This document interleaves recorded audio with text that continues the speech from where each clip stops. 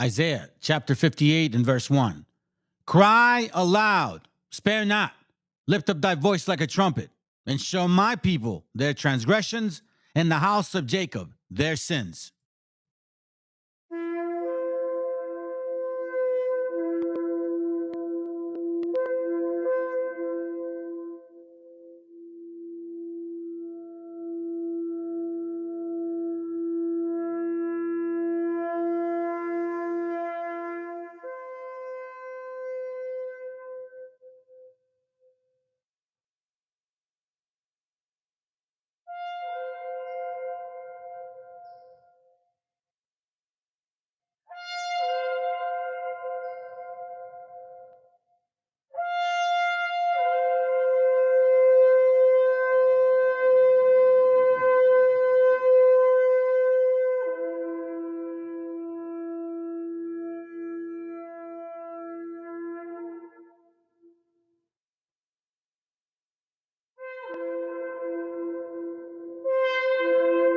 Copyright disclaimer.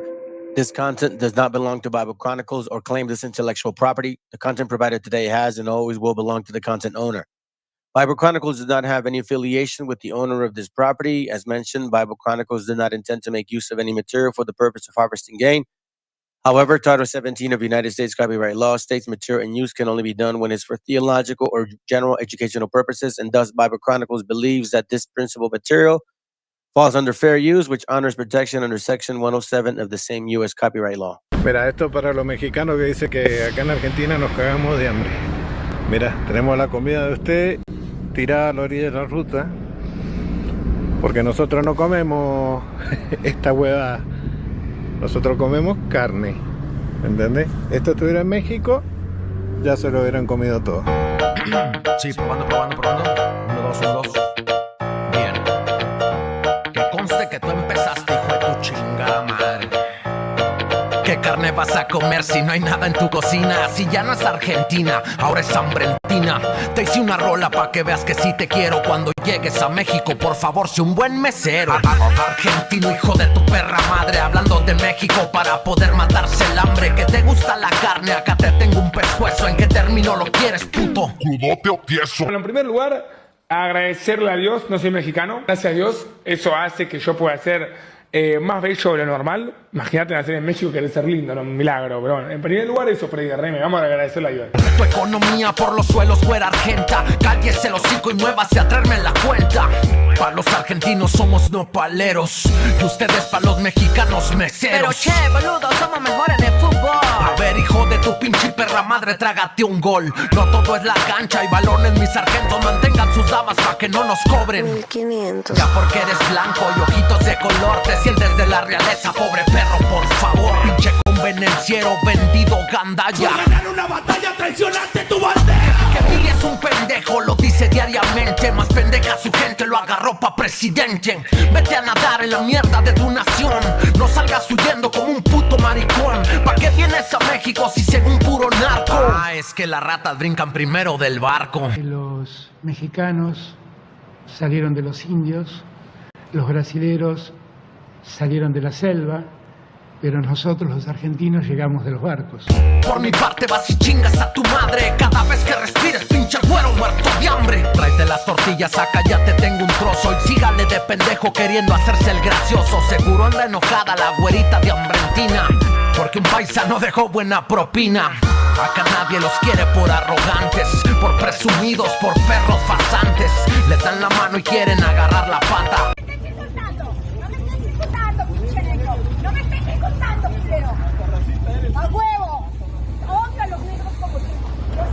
Tú no quieres México, puto, lo haces por plata. Ve, reacciona a tu país, tú reacciona a tus cantantes. Ay, es cierto, no son interesantes. Un argentino, ¿cómo reconoce a un mexicano? Porque son más feos.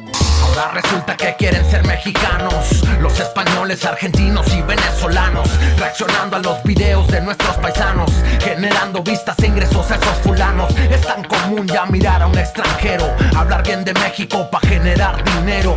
Es tan común que nos lamban las pelotas. No sé si eres ciego o aún no lo notas. Los mexicanos nos cargan con la economía. ¿Y vos qué preferís, tener una buena economía o un buen fútbol? ¿Vos me estás cargando? Sí.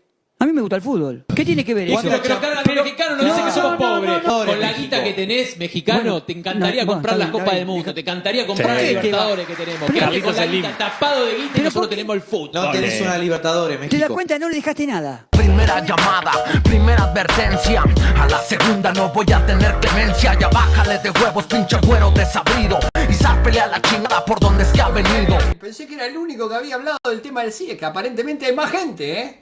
No, porque caí yo como que fui el destructor y la caída de CIE. Vuelve a mencionarme y esa luz se te apaga. Recuerda que quien riendo la hace llorando la paga. Que detrás de la cámara según eres muy mexicano, pero apagándola sigue siendo la misma mierda arrogante de siempre.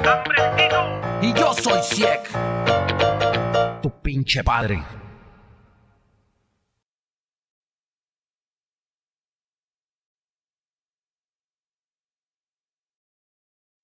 El autor viene a decirnos con mucha firmeza y gran convencimiento lo mismo que nos decía en el siglo XVIII el barón de Holbach, ¿no? Un filósofo francés de origen alemán.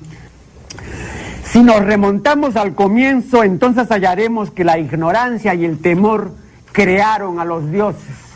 La fantasía, el entusiasmo o el engaño los adornaron o desfiguraron.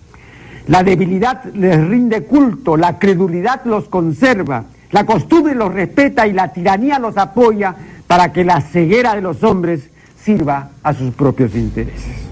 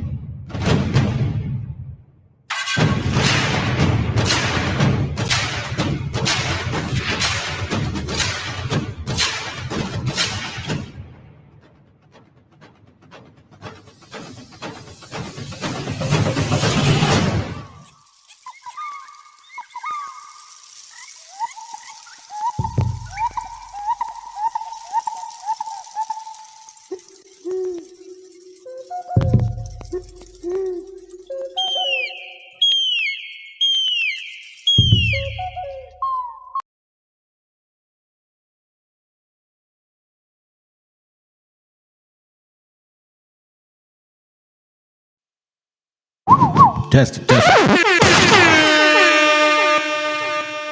Okay. All right, let's see. Give me a moment. Well. What do we got there? Yep. That right there, family, is called... What the fuck's your name again?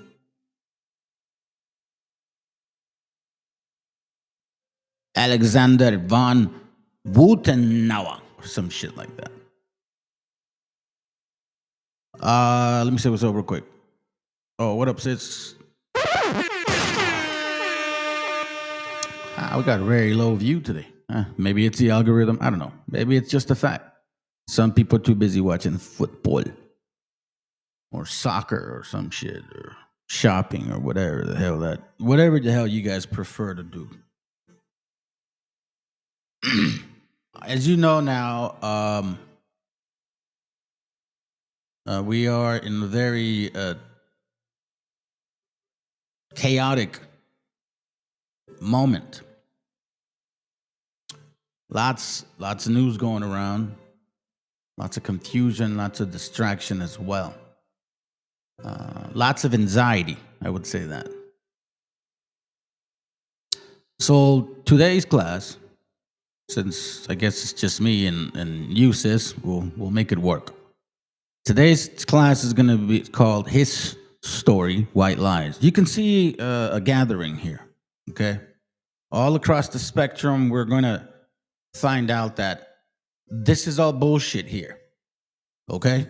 From left to right, right to left, it's all lies. Now, for you, and I'll say this, I've been showing our people who they are with history, right? Our relationships, what we lost, who did it to us. But I've also spent a lot of time expressing to y'all that whether you like this book or not, whether you believe in this book or not, whether you have doubts in this book or not, overall, right? Somehow, some way, your story is in here. For some reason, it's the most, like, I find more things that relate to you, right? And it's beyond the necessity to tackle the curses, Ark. I found something very, very interesting, family. And I'm glad that I saved this class because it pertains to exactly our topic.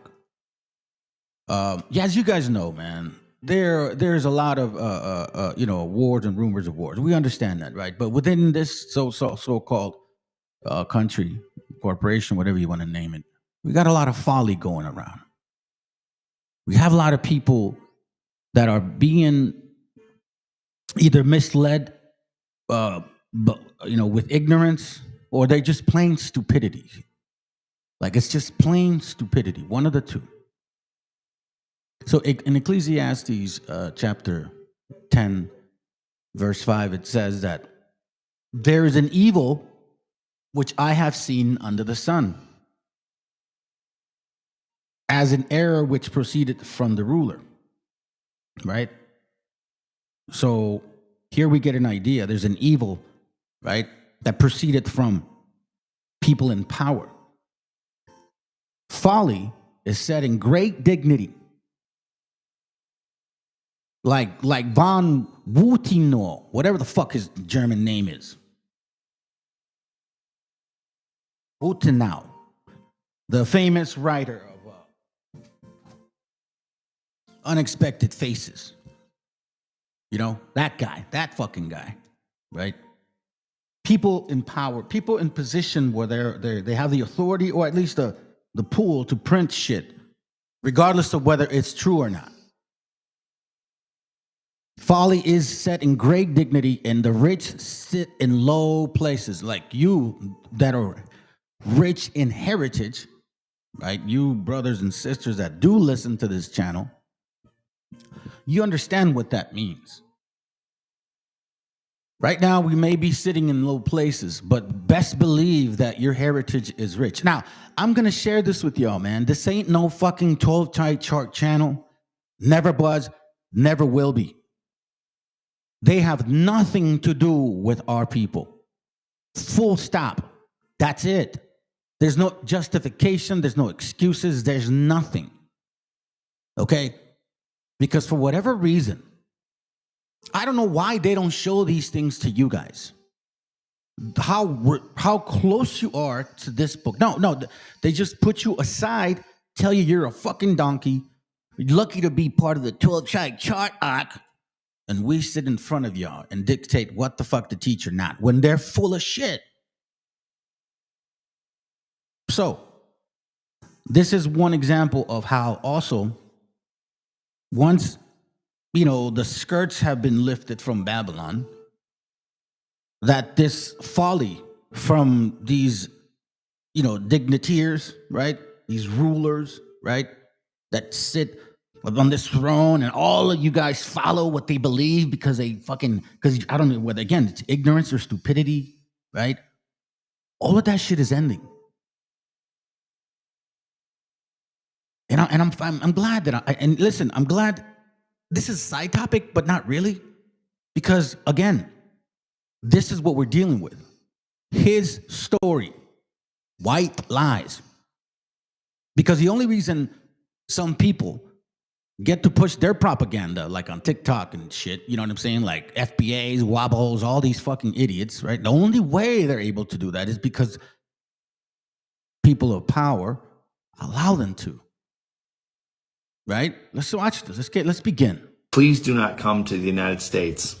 We are not the same country we were 4 months ago. It is not safe here anymore. They can pull you off the street. They can detain you. They'll do God knows what to you. They're doing it to our own citizens. They will do it to you. Please do not support American products. Don't buy American. Don't vacation here. I'm very sorry to say this, and I want to apologize on behalf of all rational Americans in this country who are fighting Trump tooth and nail with everything we have. We're sorry. We're doing the best we can to get rid of this guy. And all his crooked cronies, but we're having a very difficult time doing it. We handed him the keys. An ignorant populace handed him the keys to this king. They handed him the keys. I'm glad he said it that way. They handed him the keys.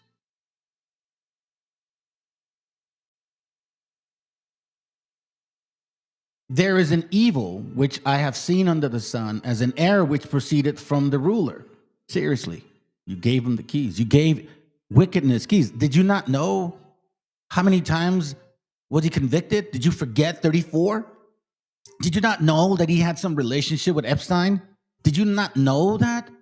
I mean, did it cross your mind that this guy's never had to work hard ever in his life? He was born into wealth. Did you not know that? All you dumbass so-called Latino Hispanics, y'all fucking voted for this shit. Folly, verse 6, is set in great dignity. Your folly? All of a sudden now you're so righteous. Look, unfortunately, I saw the movie American Homeboy. And everything was cool up until I saw that fucking piece of shit bastard from American Cholo, bro. It's like, you're talking about raza, and why the fuck is he in there? He's not even Chicano. Second, you're talking about the struggle of raza and how we, and man, I appreciated seeing a lot of that video, bro. But then this is the same guy that voted for Trump. You damaged that documentary. Matter of fact, you damaged that shit. It took the air away from what I was watching. I was like, oh, this is cool, bro. And the next thing you know, that fuck folly is set in great dignity, and the rich sit in low places. You're trying to clean up, man, you know what? Not the side point. Because this is beautiful. What I have for y'all is beautiful today. Let's continue. Kingdom, and we're finding it very difficult to even slow him down, frankly. I think America's done. I hate to say that, but I don't know how much we can do, what we can do to slow this guy down. We're trying very hard. Please don't support us anymore. And to my government, my friends in government all over the world who we dealt with in business, and for so many years, you guys were so good to us all over the place. France, Australia, the United Kingdom, of course, Canada, of course, Mexico, Costa Rica, Panama, all over Asia. You guys have been wonderful partners to us for years. I'm so sorry Trump is treating you like dirt. Don't expect anything better from him in the future. He's a tyrant. He wants to be a dictator, and frankly, he's turning into one very quickly. This is where you realize that this verse that I just read, these verses are powerful.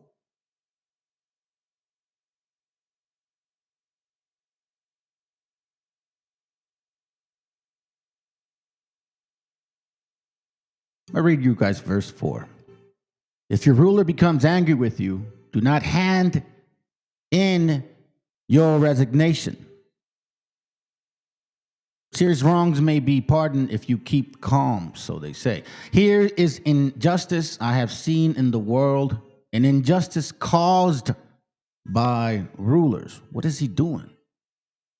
Stupid people are given positions of authority while the rich are ignored. Stupid people are giving positions of authority. And these are the same people that have allowed these other nations to claim your heritage, even just, let's say, not even biblical heritage. Just like you are Mexican. No, now you're not. Now you're a fucking Mongolian from God knows where. Tartaria, they say. China. But they never put you like, even in India or in the Middle East, right? They never do that. It's pretty interesting that they do say that shit. But again, stupidity chooses stupidity. See any checks on your power on the world stage? Is there anything that could stop you if you wanted to? Yeah, there's one thing, my own morality, my own mind. It's the only thing that can stop. Not international and that's law. very good. I don't need international law. I'm not looking to hurt. Again, we're He set his own mind, his own morale. You do know he was convicted 34 times, right? You do know he paid off some chick, right? 130K, right? You do know he's been accused of pedophilia, right? That's his morale. Y'all are in for a freaking ride.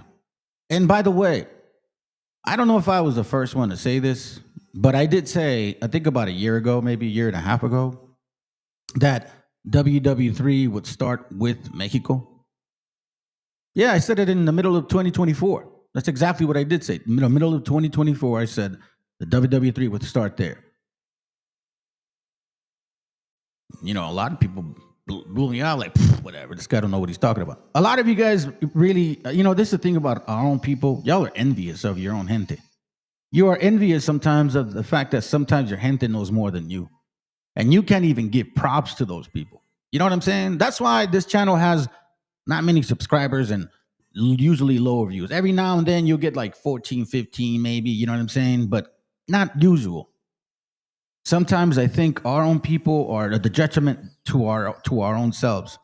Because when you actually get some righteous information, you blow it off as if, nah, that's not true. He's probably a colonizer. having a hard time slowing him down. I'm sorry to say that. Please don't trust this guy. If you're working in government, he makes you a promise. His promise is worth nothing. I've known this guy for 30 years. His word is worthless. And that goes for all of his crooked cronies in our GOP that are supporting him. Do not. Again, I wanted to give you an idea of what occurs when stupid people are put in positions of authority. And because again, those people that are put in positions of authority are not put in there by luck. Remember, he said, we handed him the keys. We gave him the keys, right? Yeah. This is another example of when folly is so obvious. And again, the herd is what puts these people in position. But let's not forget his story. These people are allowing this history to be spat out because they're all lying. They're all part of this game. Let's go. Alexander von Wutenau and the multi-ethnic heritage of Mexico. Many people believe that the Mexican people are a homogeneous group of people who are American Indians. Although this is our belief, we know from the research of Dr. Alexander von Wutenau that this is not the case. So once again, there are people out here that are quick to say, F the white man, F with his knowledge and all that shit. But then they go and use the white man's theories to then tell others who they are or who they're not. Okay. Dr. von Wutenau came to the United States over 70 years ago. He came to the United States of the Americas as a diplomat. He was a diplomat for the Republic of Germany for many years. Dr. von Wutenau, when he came to the United States, he was struck by the multi-ethnic character of the contemporary country. But what proved to be most striking to Dr. von Wutenau when he moved to Mexico was that Mexico had a multi-ethnic heritage. Dr. von Wutenau was able to discover that the Mexican people was not a homogeneous group of Indians.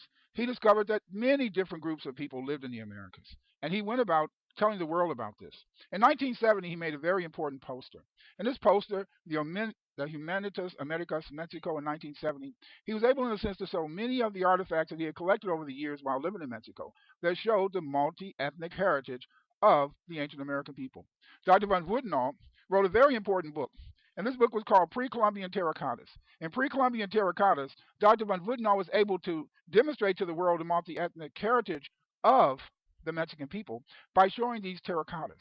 What makes these terracottas so important and make them very interesting is that many of these terracottas are very small. In fact, they can be held in the hand. And although they can be held in the hand, these terracottas show that they were not Indians, but they were Africans. They were.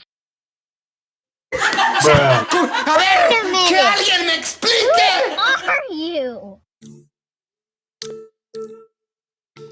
Yeah, let's continue. Semitic people. There were whites. Von Wudenau was able, in a sense, to write a new history of Mexico, a pictorial history of Mexico, which indicates that the Mexicans were not a homogeneous group, that many people came to the ancient world. Back in during this period, Dr. von Wudenau decided to extend his research further. What Dr. von Wudenau did is that he went to travel throughout many places in the old world, in Africa, to try to determine where these people may have came from. He went to Africa, including a visit to Egypt, and he eventually led to writing his most important book, the most important book that relates to the ancient Mexicans. And this book was called Unexpected Faces in Ancient America. In Unexpected Faces in Ancient America, Dr. von Wudenau was able, in a sense, to show that there were many different types of people who lived in Mexico. He showed that there were Africans, Semitic people. He's especially interested in the Semitic people because of the fact that the Semitic people often wore beards, and we find many bearded people in Unexpected Faces in Ancient America. He also showed those beautiful terracotta heads, these heads that are very tiny, small. They can fit between the fingers of the hand, and yet they are so graphic in illustrating the multi-ethnic character of the Americas. Over the years, Dr. von Wudenau, who published Unexpected Faces in Ancient America, became aware of even new researches that related to the various peoples who lived in the Americas. He therefore published his own edition of Unexpected Faces in Ancient America, that went out of print. In this edition of Unexpected Faces in Ancient America, Dr. von Wudenau began to really, in a sense, illustrate and outline in more detail his ideas about the ancient people who lived in the Americas.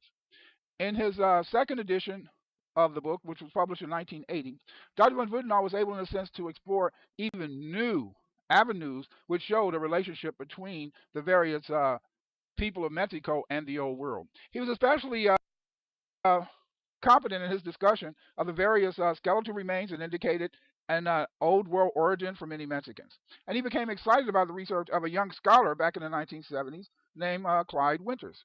He was excited about the research of Clyde Winters because Clyde Winters had recently published an article in 1979 in the Journal of African Civilization where he deciphered the Olmec writing. Dr. Wudenau found this exciting, and as a result of the research of Dr. Winters, he made the first wide distribution of Dr. Winters' research in his book, Unexpected Faces in Ancient America, the second and third edition. In this book, he also had a very beautiful poster. And this poster was very beautiful because in this poster, he had the head or the statue of the ancient Kushite ruler Taharqa. And what he did is that he surrounded this statue of Taharqa with many of the giant heads.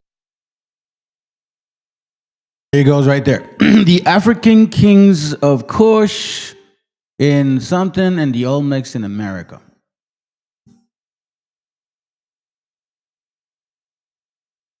Good. All right. Is this even in Central Africa? Or is this even in West Africa? Or is this even in South Africa? No. It's in the eastern part of Africa. Really next to other nations, like literally. But, you know, that's not necessarily the point. Let's just finish this off. Heads that were found in Mexico. He showed how these Olmec heads had many of the helmets or helmet style which was similar to the various Kushite and other peoples of Africa. In 1980, as a result of his meeting Dr. Winters, Dr. Winters and Dr. von Wudenau went on a lecture tour in 1980, and they traveled to many places in the United States talking about the fact that many of the Olmecs were of African origin. And see, so now I think it's clear. I think it's very clear. All right. And this is where it's as blunt as it gets when it's his story. White lies. Very obvious, man. You know, the Bible talked about something similar. Leviticus 26:22 talks about something like this. It says, yeah, I'll read it in King James for now. It says, verse 22, I will send wild beasts among you, which shall rob you of your children. Let me tell you something. When it comes to beasts, it doesn't necessarily always mean animals, like as in dogs and cats. It means people as well. Robbing your children, not only physically, but mentally. And destroy your cattle. And make you few in numbers. And your high places shall be desolate. Now, check this out. Wild beast among you. Wild beast among you, right? Ecclesiastes 3:18 gives us a real clear understanding of what this means. Ecclesiastes 3:18 says, and I said in my heart concerning the state of the sons of men, that God might manifest them, that they might see that they themselves are beasts. So here we see that people with a bestiality-like mentality will come and try to really, really take away shit that doesn't belong to them. You know what I mean? There were no Indians here when Christopher Columbus got here. There were people from Africa who had been here for over 10,000 years before Christopher Columbus was born. It's time for us to teach our children the truth. All right, Americans. They lie to you. The true indigenous people, they are black. Original Cubans, dark skin, nappy hair. Indigenous Americans, they change the story, they change the faces. Now that I got all your attention and pissed many of you off, which is my intention, what, you thought I would apologize? No, actually, I ask you to use that pissed off energy and direct it at the correct sources. Everyone has been lied to. Not just you, Native Americans. Not just you, the indigenous copper-colored Americans, also known as the so-called Black Americans. Not just you, Latin Americans. Not just you, Asians. Everyone has been fooled. Stories fucked over in one way or another. And then there's us, the descendants and sharers of the race and genetics of the liars and the ones who hurt you all. We could spend our time coming up with a solution in this moment. But what neither party, race, government, deity, religion, gender identity, or criminal status will stop is the truth. It's gonna continue to surface. You can either be on the side of the truth, or you can be on the side of the division. Either way, the truth will be an ever-revealing force for a very long time in our lives. So ask yourselves, what will we do with this truth going forward? Will we remain divided and perpetuate lies about what belongs to who? Or will you just get to the point of understanding that the truth is not what you believed it to be? Even if you still question if black people come from Africa, at least genuinely ask yourself for real. Does it change the fact that they are still here now? And truly, no matter what any of us think, when all of this fails, everyone is gonna have to work together anyway. Why not hash this out now? Everyone come to peace and focus on the real problem. Because everyone has a right to their genealogy and the truth about their history. It is not one group's sole right to tell someone where they originated from, especially when your culture had other hands in its origin story. That's not a dig, it's a reference point. Everyone is caught up on the illusion of ownership and belonging, when we all have to share this place at the end of the day. And if we all agree that we've been lied to, that means the truth is going to be hell to reveal. Because everyone deserves the right to the truth and the authenticity of their origins. So if the so-called Black Americans are having a discovery, you might want to listen. Because we all can agree, historically, black people have never been wrong about anything. Everything they warn us about happens. This video is just that. Hello guys, on this video I want to unpack America's last hidden indigenous black connection about Christopher Columbus, the lies and everything. There's something I want to unpack here on history, because a lot of us, we don't know much about the lies we were told, you know. Mind you, fam, he's not defending that. Not at all. And you know, we hear this dumb shit all the time, bro. Like, my mama told me. And then this Christopher Columbus, America's first fool. Yeah, all of this, whatever, this and that, yada, yada, yada. And then we have, you know, this right here. Even though, like, okay, let's continue. But again, white lies, white history. Very convenient, isn't it? And they always show these pictures, like, you know, they have a color on them. Evidence including pre-Columbian African skeleton. I've shared with y'all many books regarding what Columbus saw. Has it ever occurred to you guys that these people also look Samoan? But I guess they didn't come, right? Then now we have, again, you weren't taught history the way you were taught. How long have we been knowing this, fam? We've been knowing this for quite some time now. Let me hear this here. I didn't get to hear this because it's probably going to be the same old shit. Let's go.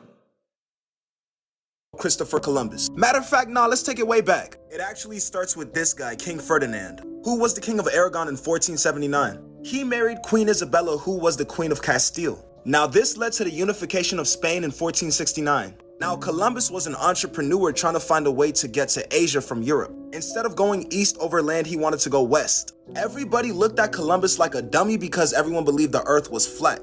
They believed if you went... Once again, we're talking about lies. This is not true. This is not true at all. Now, listen to this, family, okay? I think this is the section. Hold on, let me see. Hold on, let me see something real quick. Give me a moment. Give me a notice moment. Let me see. Hold on. Let's see. All right, let's go here. Here's where he starts clearing some things up. All right, let's listen to this. Let's go. Africa were in America before 1492. Africans arrived in the Americans very early after European contact. And some Africans, they went to America as sailors, translators, as soldiers, some as free people, And after colonization, Africans escaped plantations. Indigenous people resisted colonization and they joined forces. And this created the Maroon societies. It created Afro-Indigenous communities. It created shared resistance cultures, And this is documented across Brazil, across the Caribbean, across Colombia, across Mexico, across Central America. So it is true.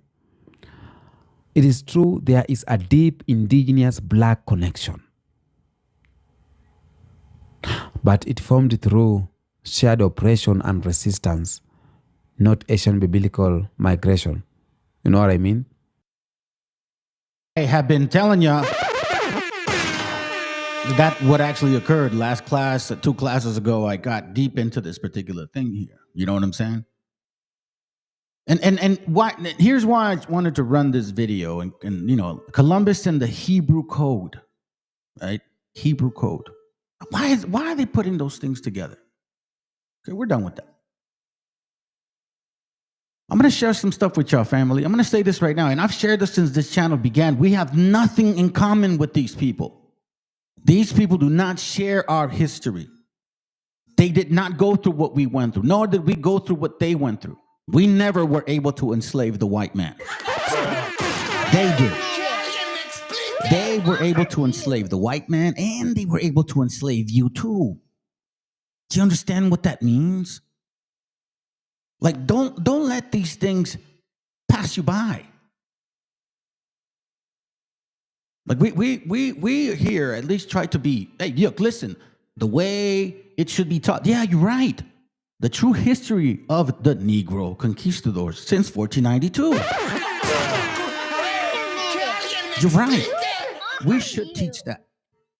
Turn around and say that we and the Mexicans are not the same. You're delusional. You are delusional. Because we and they have struggled along with all of the Latino, Caribbean, Central and South America for thousands of years. It's in your history books. It's in your history books all the way back to the Assyrian Empire. It's back to the Egyptians. The Egyptians have their records in the Grand Canyon where the Latino tribes were living, which was filled. It wasn't just California. You better reach all into Nevada and all of those states, those so-called desert states, Arizona. That's why Arizona, they hate Latinos so much. They hate them. What are you talking about, bro? Most of the people in Arizona are raza. And the reason why usually they were outvoted was because of the gerrymandering.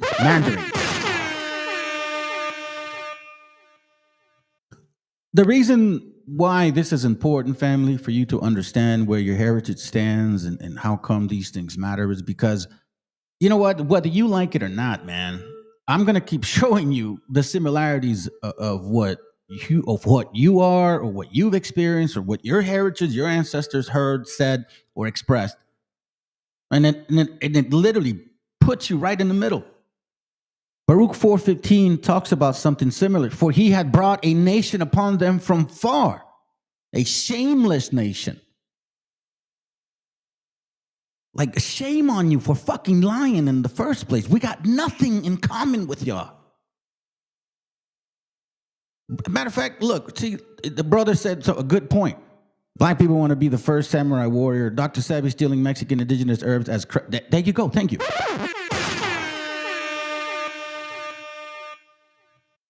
I mean, that's one example. A shameless nation.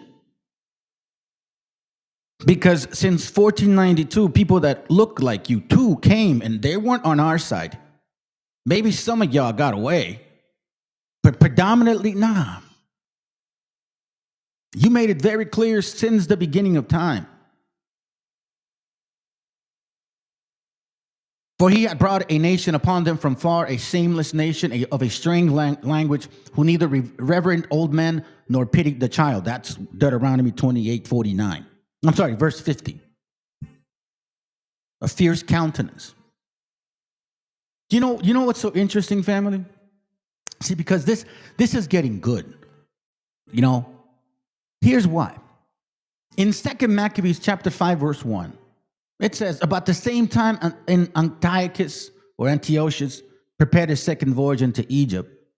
And then it happened that through all the city, for the space of almost 40 days, they were seen horsemen running in air and enclothed of gold and armed in lances like a band of soldiers and troops of horsemen in array, encountering and running one against another with shakings of shield and multiple pikes and drawing of swords and casting of darts and glittering of golden ornaments and harness of all sorts. Wherefore every man prayed that the apparition might turn to good. So here we see that before the destruction of Jerusalem, right, they foresaw people fighting in the sky. Now you're like, okay, and I'm going to show you something real quick. Okay? I'm going to show you something real quick.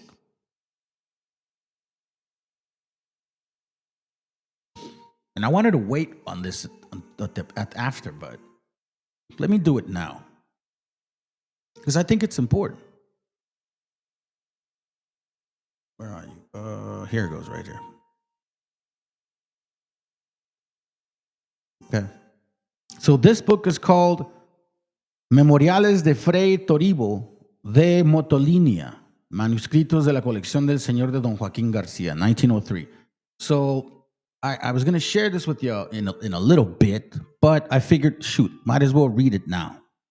Because I want to let y'all know that this is, how can I say this?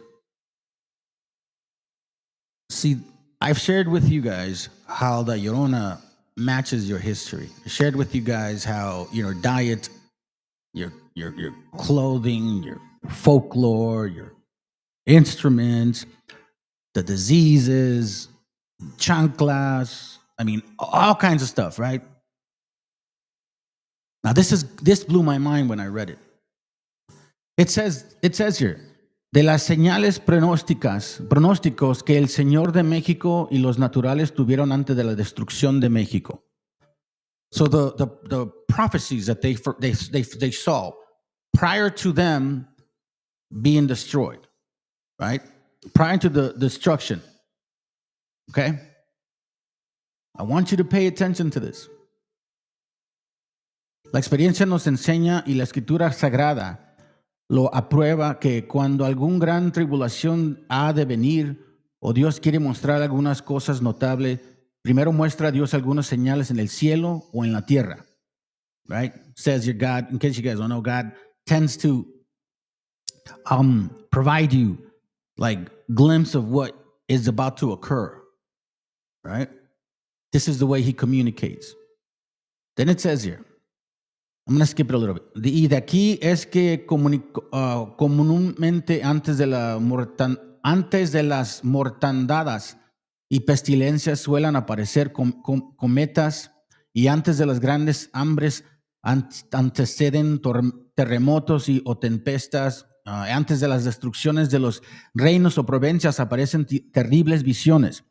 Then it says, y así leemos que en tiempo de Antíoco, antes de la destrucción de Jerusalén y del templo, por espacio de 40 días, fueron vistos por el aire caballos que discurrían y gentes armadas con lanzas y reales y escuadrones de gente en otras muchas cosas como en el dicho capítulo parece.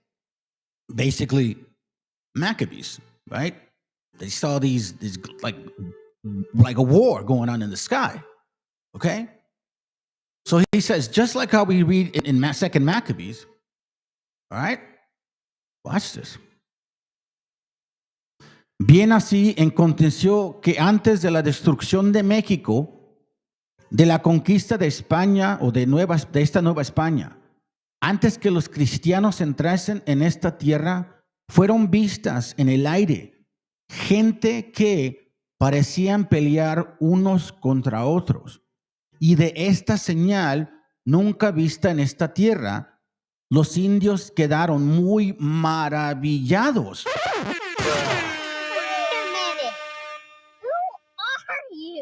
Let me remind you what you're reading right now. Just like in Maccabees, okay? How people saw before the destruction of Jerusalem an apparition of troops arrayed in gold clothing, armed with lances, band of soldiers, right? Just the same way. And in verse 4 it says, wherefore every man prayed that the apparition might turn to good. Just in the same way, in Spanish, here, let me see if I can translate it in English so you guys can see. Translate. There it goes. It says, thus it happened that before the destruction of Mexico, before the conquest of this new Spain, before the Christians entered this land, people were seen in the air who seemed to be fighting each other. And at this sign, never before seen in this land, the Indians were greatly amazed.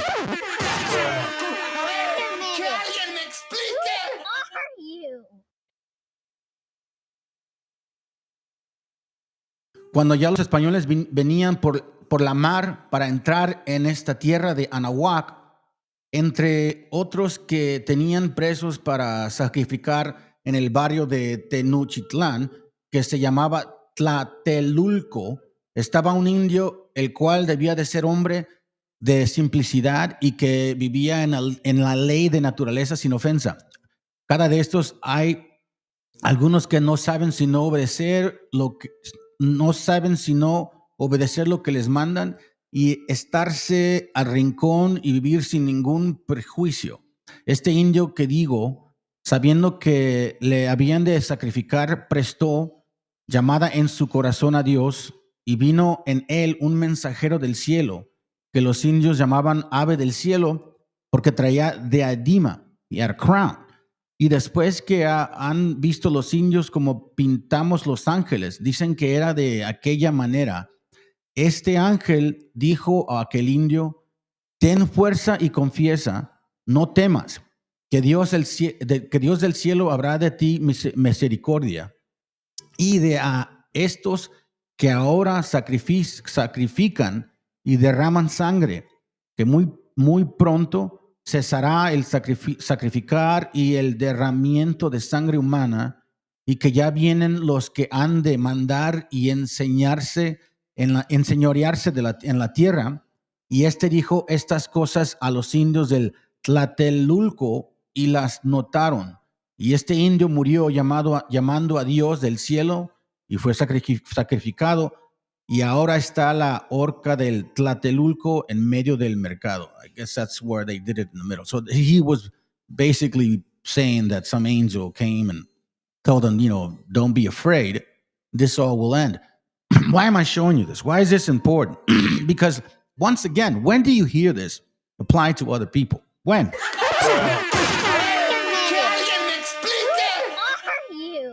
And this is why, family, they're trying to pull a fast one on you here. See, what they don't want you to know is how deep your connection is to all of this here.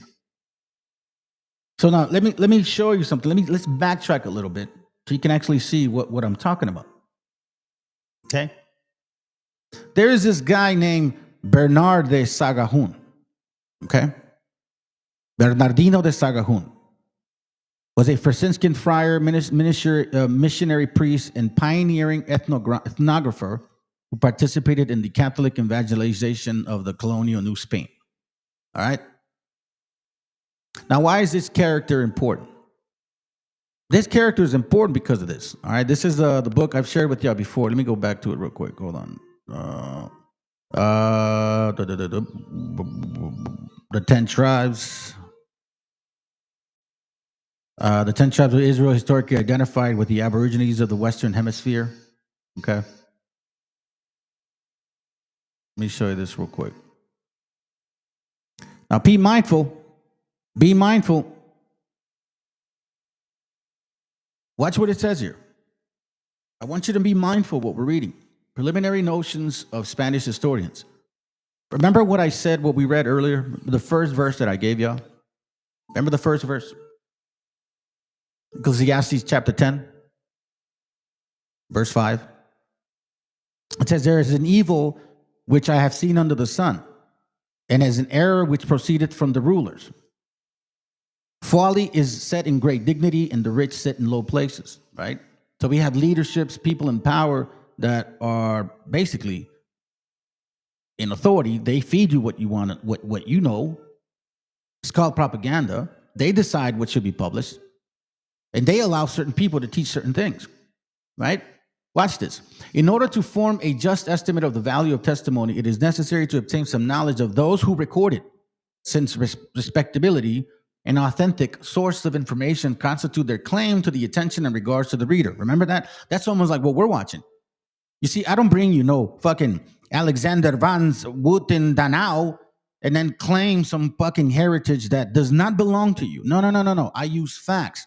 I don't go with nonfiction bullshit, paint the pictures, pull like culomeado moves and shit. I don't do like none of that culomeo shit, like snippets and then don't give you the whole picture. Then it says here, remember, keep in mind, it says it's necessary. It's necessary. Since respectability and authentic sources of information constitute their claim to the attention in regard to the reader. So, the duration of their sojourn, their perfect knowledge of the language, records, and antiquities of people whose manners and customs they narrate, as well as the relative circumstances in which they themselves were placed, and the interests with which they were connected, are all to be taken in consideration. So, Van Wooten, who the fuck are you? Some old man that saw a bunch of statues and shit and started collecting them. You couldn't even date them properly. You even admitted yourself, oh no, it wasn't necessarily black skin. They put tar on it. The fuck you mean put tar on it? You give people what, 6 heads? And yet there's thousands of others and that shit doesn't matter. Hey, don't look at that. Hey, don't look, hey, stupid, don't look at that. Look at this, stupid. These early, okay, now I need you to pay attention. This is where you need to consider what the history that we were fed for a long time, right? And that's trying to be pushed again.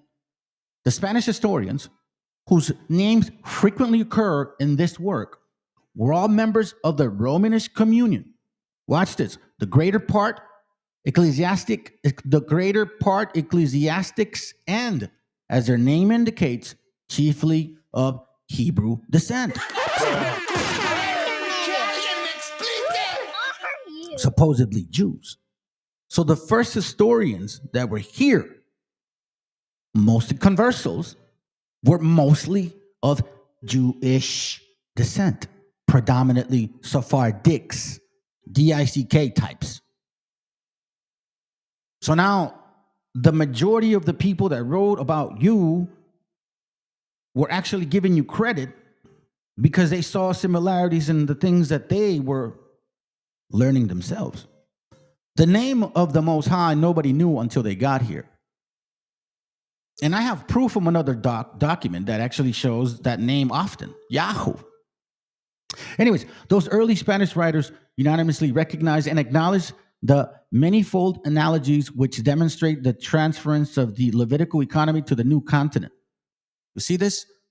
Those early ones, the ones that first got here.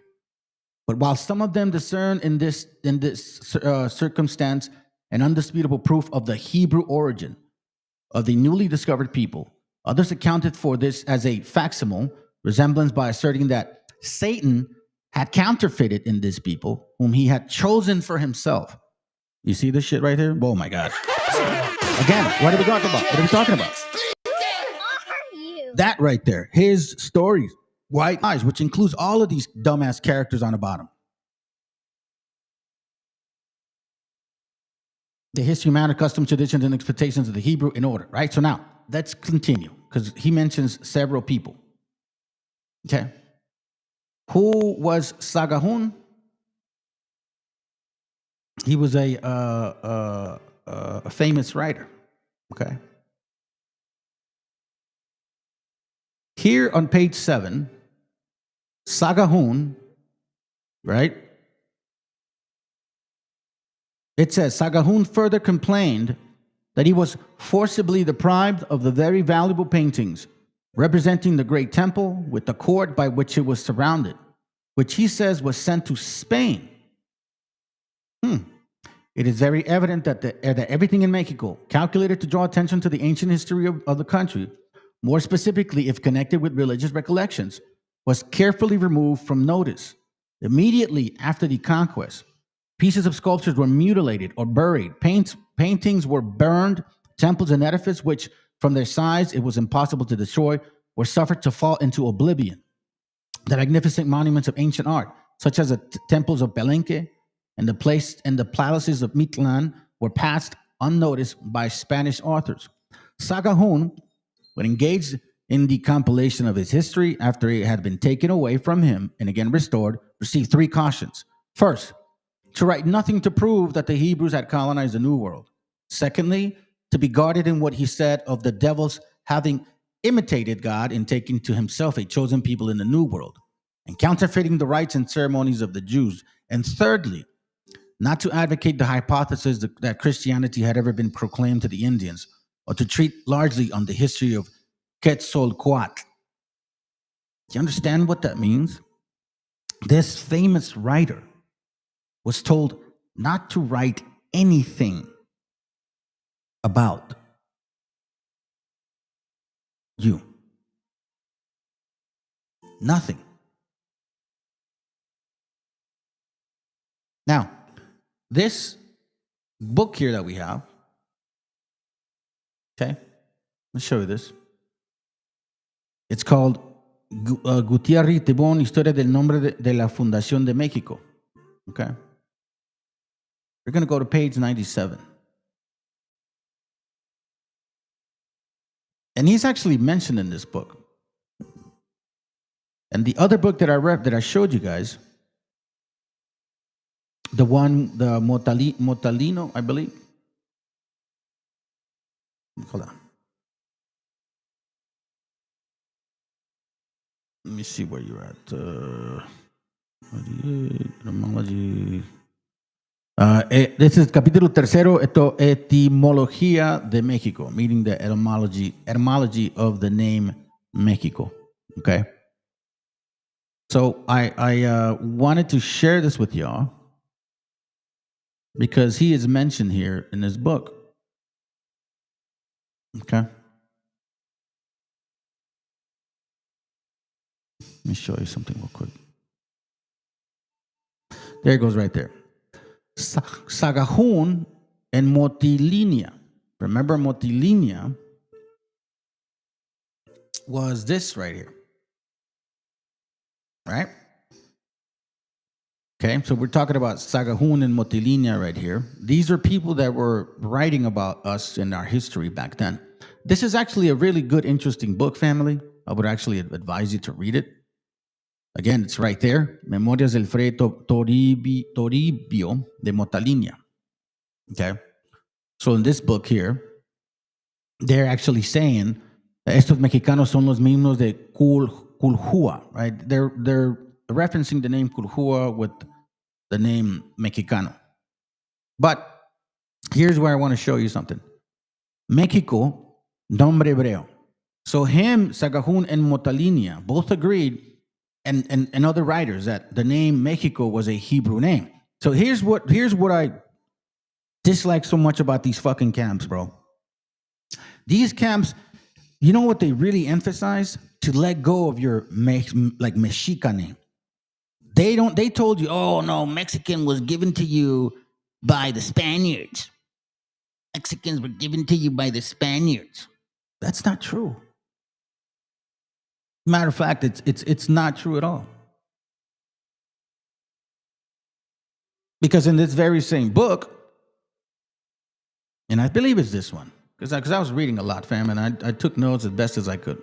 But I believe it's this one, where it talks about the name. ¿Cuándo se fundó México? En el sentido alegórico, quien la fundó y muy grandes males. Like, when was, this city, México, founded? Entraron en esta tierra los mexicanos según haya por sus libros y memoriales de figuras tienen. Eran libros de muy de ver, muy bien pintados, de figuras y caracteres, en los cuales tenían memoria de sus antiguellas, así como lineajes, guerras, vencimientos o otras muchas memorias, por los cuales libros se halla con los mexicanos vinieron a esta Nueva España, contando hasta este presente año del 1540, 448 años. He aquí se edificó Tenochtitlán 240 años. Right? So here he's actually talking about the history of Mexico and all this stuff. But I think it's on page 42? Hold on. Yeah, page 43.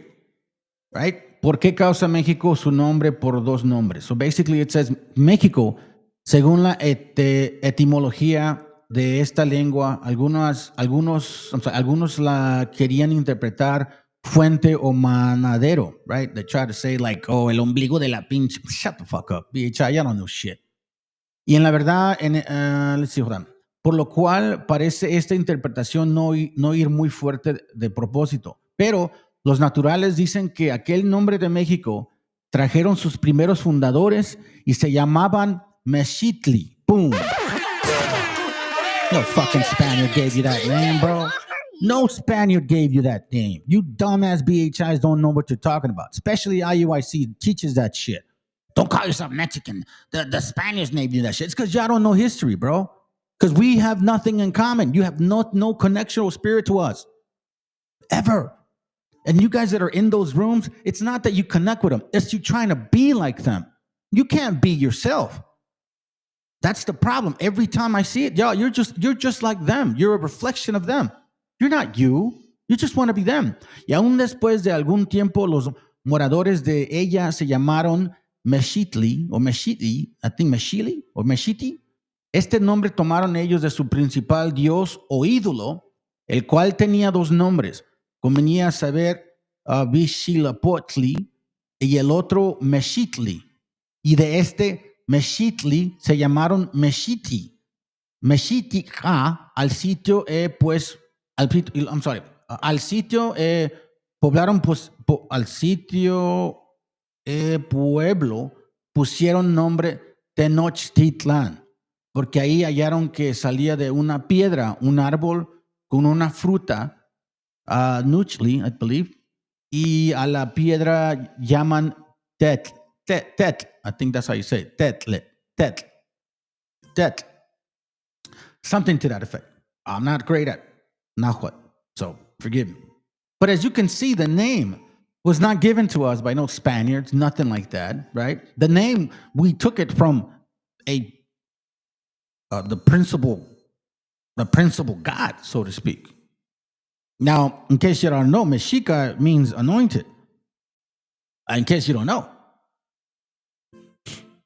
But see, so when we go back into this history, right, and we see and we actually reflect on what occurred here. Why was Sagahun told not to read? I mean, not to write about this. Who told him not to?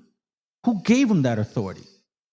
Like, what was wrong? What in the world would be wrong by us learning these things, right? Okay, well, I'll give you an example.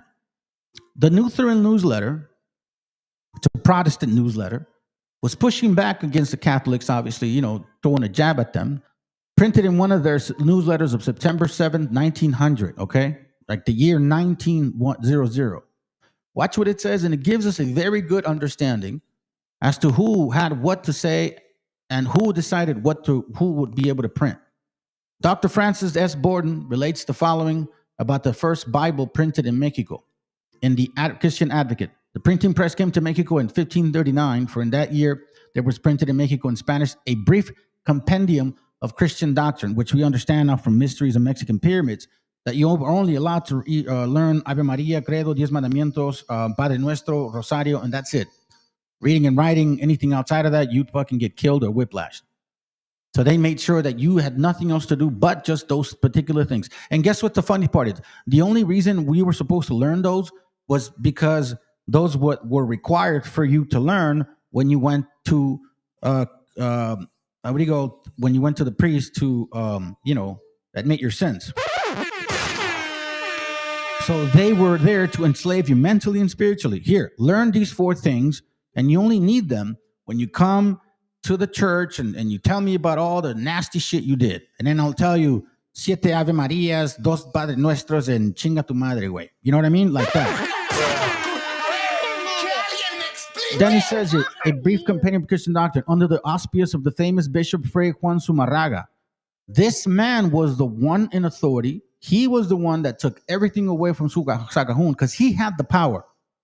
That was just 81 years before the Mayflower brought the first pilgrims to the Plymouth Bay. From 1539 to 1810, when the immortal Hidalgo raised his cry of Mexican independence, and during the 270 years of Spanish rule and misrule in Mexico, Spain not only did not give Mexico a Bible, but sternly prohibited the publication of any part of the sacred scriptures in the language of the Mexican people. That prohibition is still enforced with regards to the printing of the Bible in the 32 dialects. 32 different languages and dialects spoken in Mexico City. You see that? Finally, between 1831 and 1833, appeared a 25-volume with an atlas and cost over $200, so that still remain a prohibited book to the great majority of the people.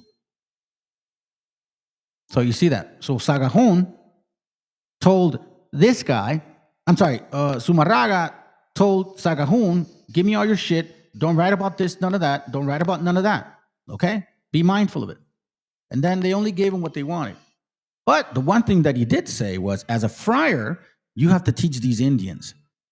You have to teach these Indians that they can only read or learn these 3 things. It says there, I'll start here. Those who failed to pay were tortured to death. Indians who refused to join the Catholic Church were horsewhipped. They had their heads shaved. Don't they do that to Raza now when they put you in jail? And were forbidden to hold office or title in their villages. For failing to attend mass or practicing any old rites, an Indian could receive 100 lashes. According to the Spaniards, but based on the Christian compendium implemented by Zumarraga, right? The Indians were supposed to know only the Our Father, Ave Maria, Credo, and 10 Commandments. Reading and writing were considered as dangerous as the devil. This is in 1492 or early 15 whatever, right? Keep that in mind. And we read that the Lutheran newsletter was saying that these guys didn't even let us print. They didn't even let us read the Bible until, I don't know, fam, if you really think about it, probably 100 years ago.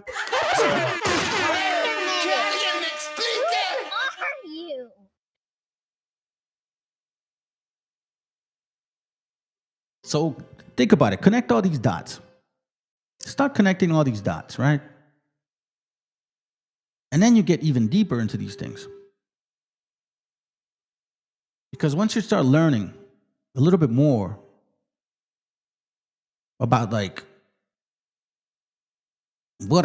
who we are, man. There's this book that I have. It's called La Llorona, right? And in this book, it actually mentions our understanding of what the legend was. That a nation from afar would come.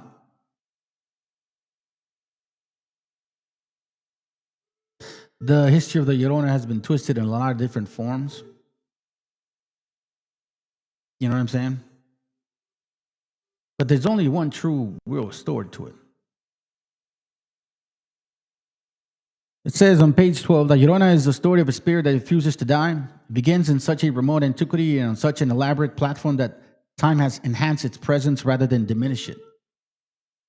Yes, it has evolved, but it took shape in the cauldron of the creation, and the burst of gods and goddesses coming into being. This was a time when the Mexica, pronounced Mexica, anointed, the Mesoamerican tribes were establishing their source of origin, yada, yada, yada. Okay.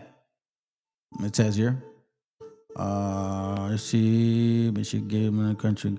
The Mexica people gave the name of the country of Mexico and the Mexican people of today. Their ancient name being Mexicanos.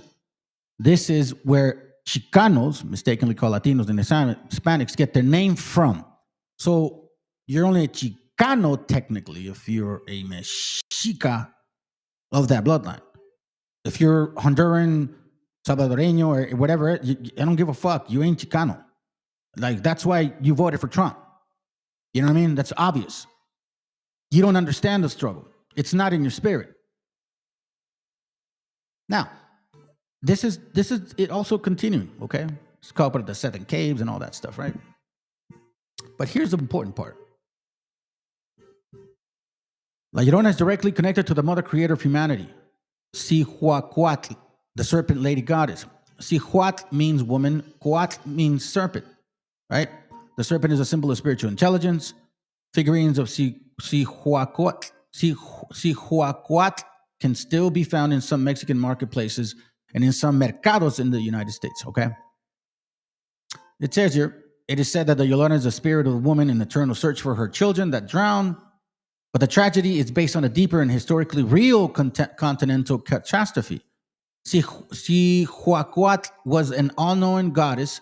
She knew that forces from other parts of the world would attack the native Mexica empire and bring its destruction. Her heirs was the first scream in Nahuatl that would cry, "Ay, mis hijos." Shortly before Hernan Cortez landed in Veracruz in 1519, the warning anguish could already be heard in the kingdom. Oh, my children. And like we read in the other book that I shared with you all, right? It actually talks about that our people foresaw the same thing that would happen before the destruction of Jerusalem. Remember this right here?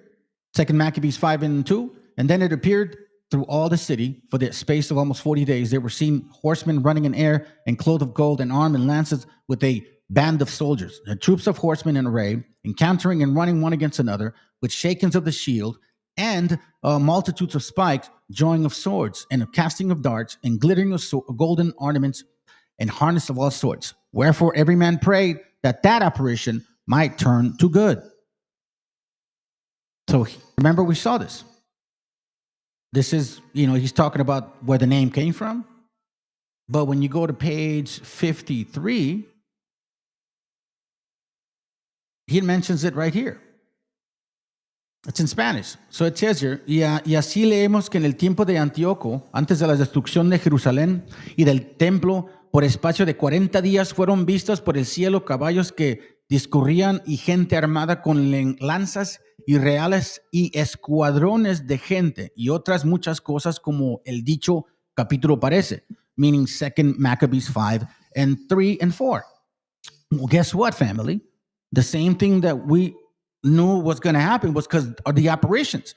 Bien así aconteció que antes de la destrucción de México, de la conquista de esta Nueva España, antes que los cristianos entraron a esta tierra, fueron vistos en el aire gente que parecían pelear con unas con otras, y de estas señales nunca vistas en la tierra, los indios quedaron muy maravillados.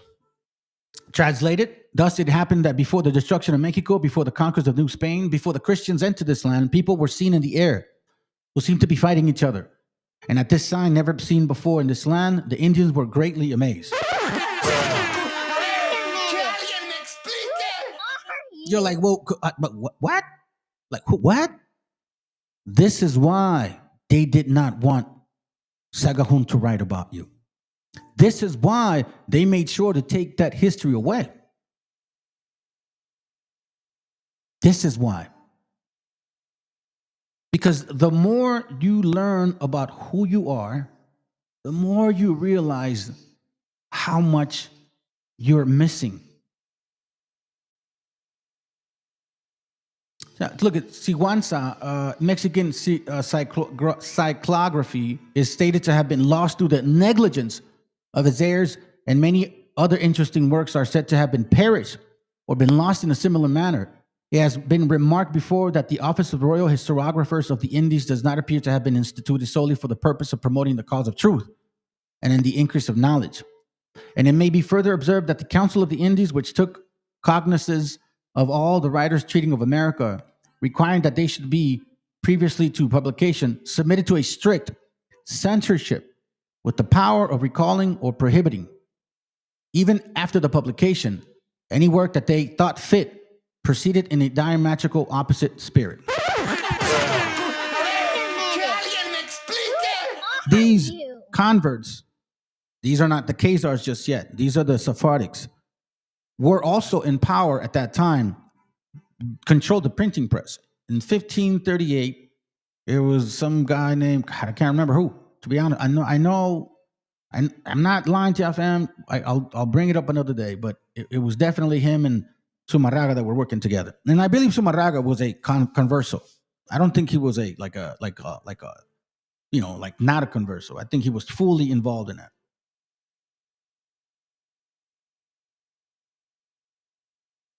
I also shared this book before with y'all. This was the one from Yucatan, right? Now I'm going to come back to this here, but let me share something with you guys.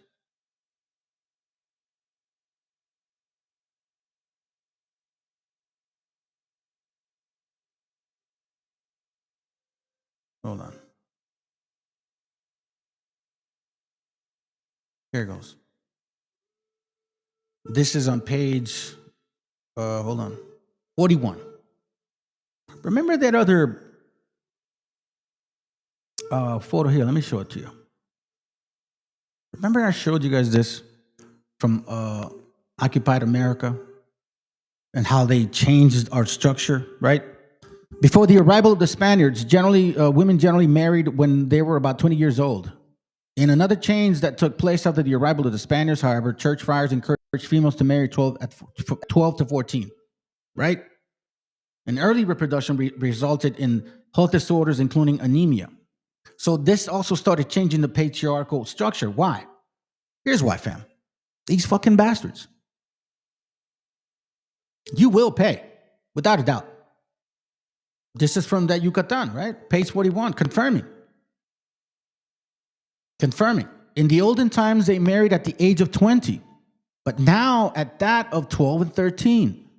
For this reason, they divorce more easily because they marry without love and ignorant of married life and duties of married people. And if their parents could not persuade them to return to their wives, they hunted them down and others.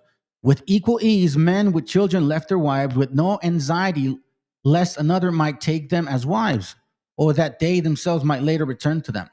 Nevertheless, they are very jealous and do not lightly suffer infidelity on their wives' part. And now that they see that the Spaniards kill their wives for this reason, they are beginning to maltreat and even kill them. In cases of divorce, small children stay with their mothers, while the grown-up went with their fathers and the girls with their mothers. You see how they would change these particular structures? Here's where it gets even more interesting. I don't want to forget this point, right? But here's where it gets more very interesting because it often talks about the divorce of structure, and it's so biblical, man. It's just out of this world. But now you see that this is also biblical, getting married at 20. When you look at Numbers 118, that's what they instruct the men to at least consider marriage.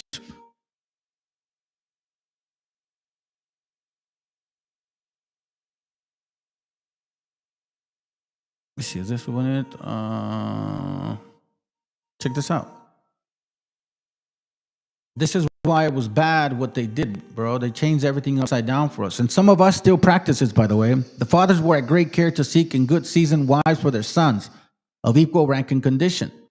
And for this, men to seek their wives themselves were regarded as undignified, as well as for the parents of the women to make advances. In these matters, they left the proprietary steps in charge of the other person for care. These then negotiated, dealt together, discussed the dowry and the settlement, which was not large. This the youth father gave to the prospective father-in-law, while the girl's mother prepared garments for the bride and for the child. It's no different than when you read Tobit, the actual process of marriage. The parents talk, the kids get along, they start courting, the parents talk about it, okay, great.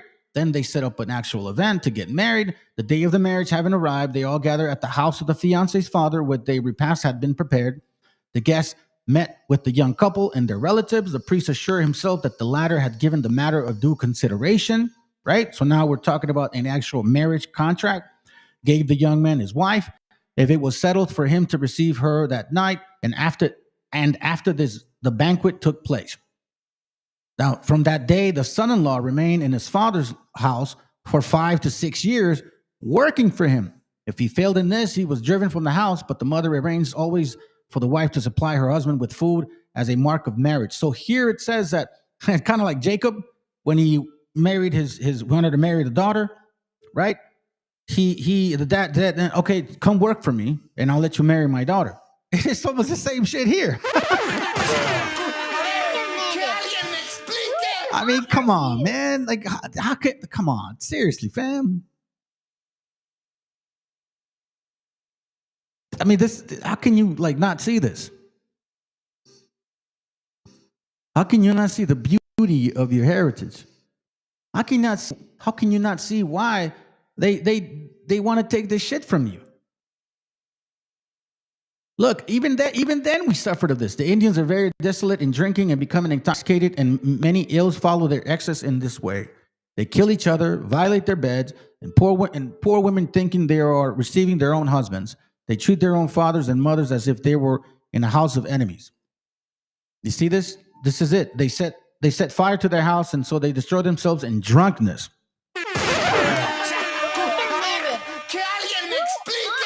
Isn't that what occurred to a lot of native brothers up north? A lot of you guys hate us.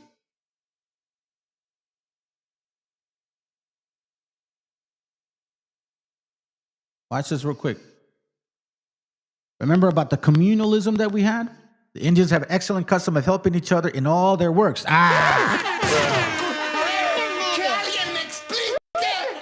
That's just something that Raza does. And the Wabos, did we take that away from you too? Y'all love helping each other? At the same time of planting, those who have no people of their own to do it, join together in bands of 20 or more or less, and all labor together to complete the labor of each, and all duly measured, and do not stop until all it's finished, which is the way we work. The land today are in common, and whoever occupies a place first holds it.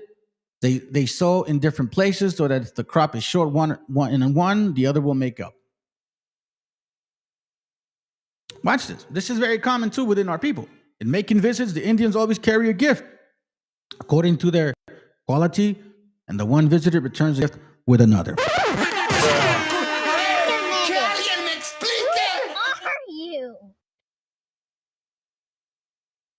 Oh, wait, hold on. Let me see.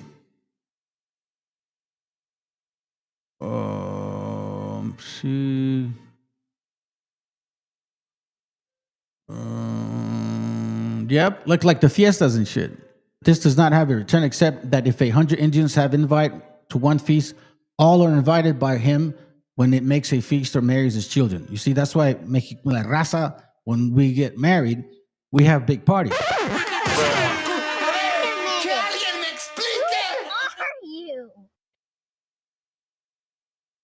Their principal substance is maize, of which they prepare various dishes and drinks.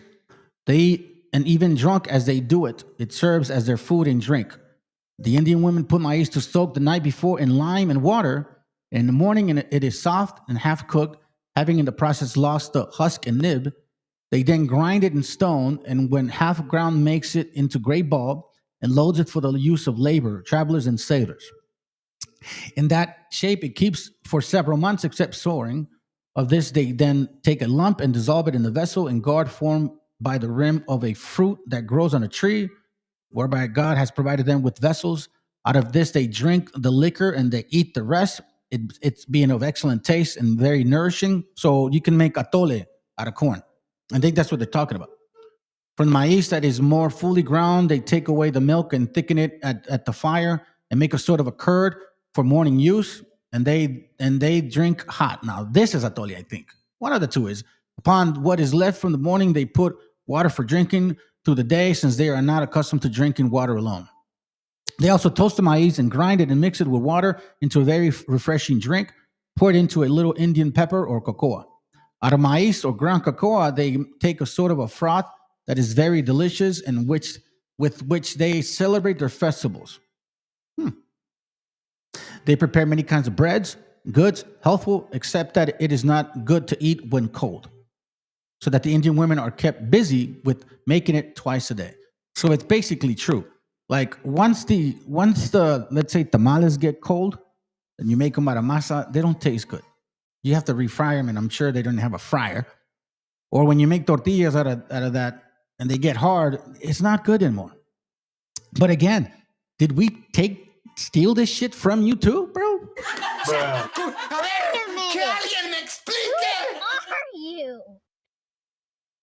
So now let's just kind of let me just kind of finish it off a little bit here. Okay. Oh, wait, hold on. One more. I got one more. Because I've showed you guys the other books in the past. But here you see the Compendio del Arte de la Lengua Mexicana. So here, Horacio Carochi, between 1579 and 1662, right? It was printed in 1759. They're trying to learn the Maya language, or the Del Arte Mexicano. And look at the name that shows up often. You know what that is?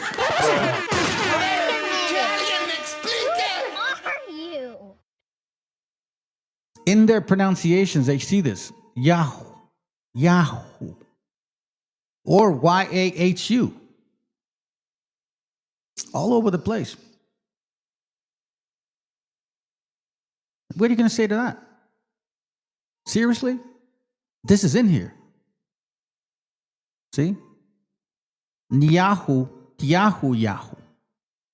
Yo voy, Yahu, Yahu. Tihui. Niao, Yao. Hui. Tihui and hui. I don't know what that means. Tiahui, and then it says Tiacan. But the pronunciation Yahoo or Yao is a very famous, once again, I've shared with y'all before 1520, none of you foreigners knew the name of our creator. And that's a fact. We can go to the Crania Americana, right? I shared this with before. On page 68, okay, it debunks the whole copper color theory. And it's here where you actually see it. I'm not going to read it. I'm just going to reference them to you, okay? Because I've shared these with you before.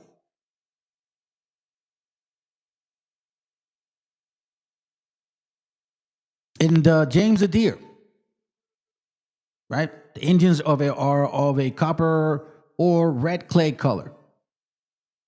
Page 2, 3, 4, 5, all are clear as to what we look like.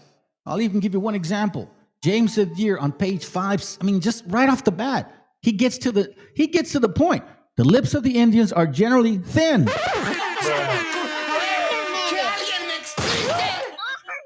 Talking about, bro? Go into again. Hold on a second. Once more. Let me go back. This is the history of the American Indians, James Deere. You can go to a view of the Hebrews, Ethan Smith, and start reading on page 84. And he clearly states, clarifies, and he also references James Deere. That's why I'm not reading. I've shared these books with y'all before. Don't forget this book, The Origin of Our Name. Don't forget this book. You can go through it. I provide sources so you guys can understand that this is your history. This is what they're trying to take. The 10 tribes historically identified. This is a heavy-duty one. Hernan de Soto, I already shared this with y'all before, man. Here he clearly sees, bro, they didn't see no light skin. They didn't see no dark skinned people here. What the fuck are you talking about, man? What do you mean, bro? Who raised you? All over this place. So we got Crania Americana.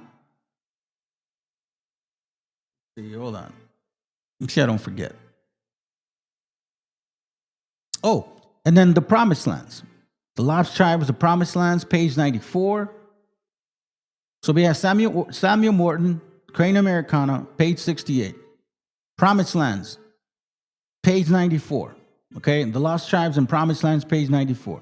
James Deere, page 1 through 6. Ethan Smith, skin tone, start at page 84. Hernando Soto, it's really obvious, man. It's just like, it's just nonstop. You know what I mean? There's no denying that who the hell we are. It's just a matter of you guys just picking up the damn material and reading the shit. I don't know how our people can get easily compounded at times by buffoonery. I mean, to me, it blows my mind, man. Like, this is very easy to debunk.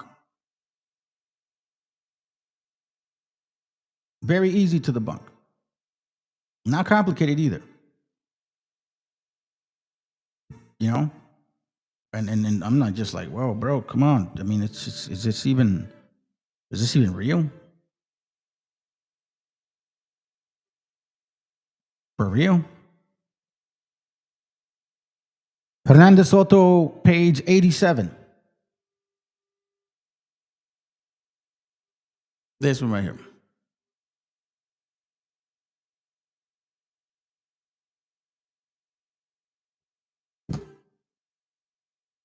Page 87. Right here. It's very simple. It's not even complicated. You know? Watch this. It says here, it says they exceed us in size. They are of very fair complexion. Some of them incline more to a white, and others to a tawny color. Their faces are sharp, their hair long and black. Upon adorning of which they bestow great pains, their eyes are black and sharp, their expression mild and pleasant, greatly resembling the antique. Their women are of some form and beauty, very graceful, very fine in countenance, and pleasing appearance in manner and modesty. Manner and modesty. I wonder if that relates.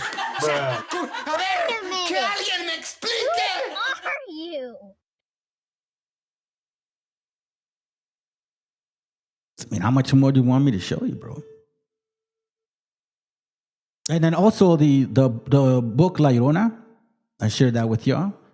The Book of Yucatan, I shared that with y'all. Occupied America, I shared that with y'all. El Compendio del Arte de Lenguas, I've shared that with y'all. Right? Newton Liu's letter, the Mexican pyramids, page 16. Let's see what else.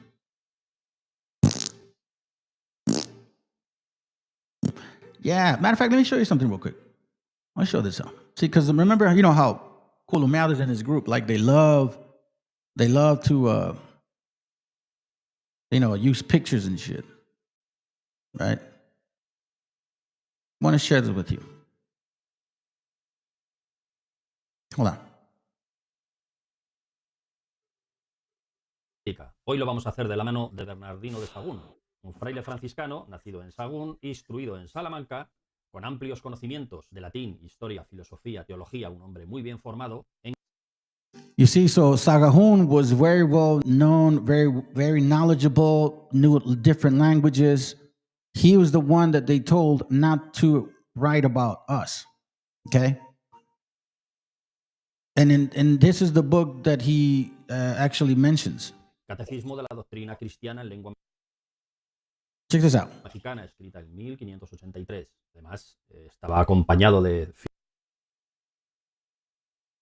figuras, de pictogramas, que era lo que estos indígenas tenían como escritura. Porque todas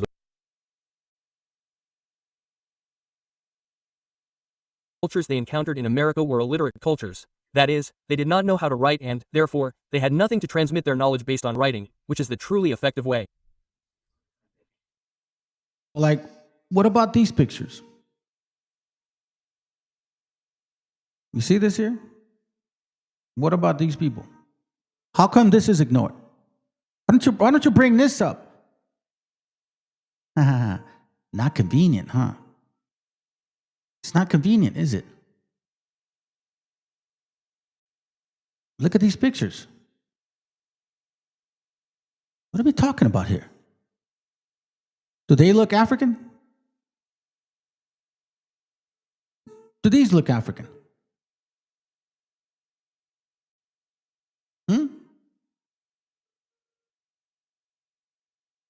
Do they? Does that? Does that look African? Or are you just going to focus on that one? Is that what you're going to focus on? Because you guys do that. You just take a picture of this here. Or, shit, you'll even take a picture of that. But then when you look through, like, in their detail, like, bro, I don't see, what you guys have noses like that? Are these Africans? I mean, are we really going to fall for the okie doke and shit here?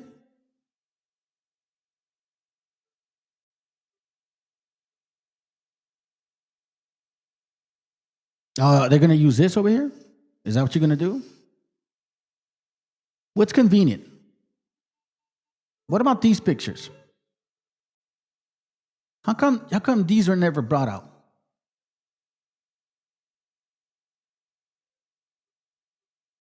Or this one?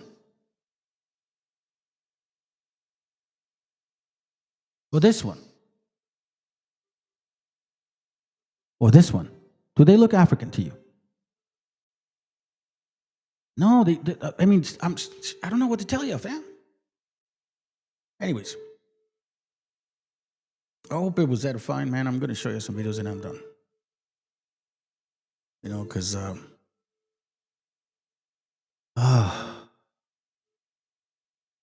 share this with y'all.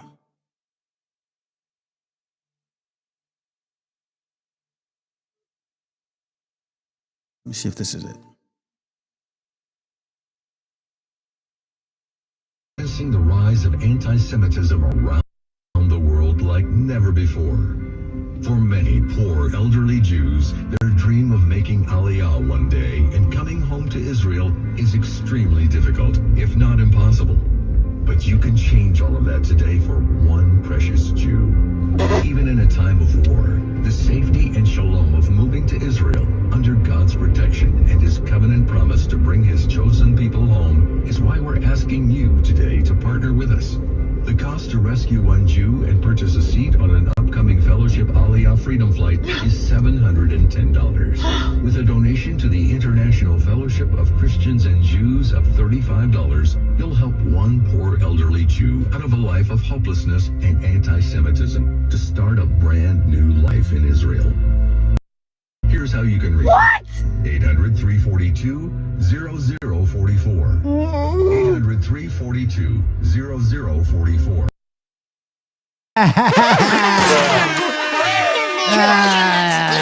Yeah, been bamboozled. You guys been bamboozled. I told you guys. Hey, right wingers, yo, you felt. What risk do you take?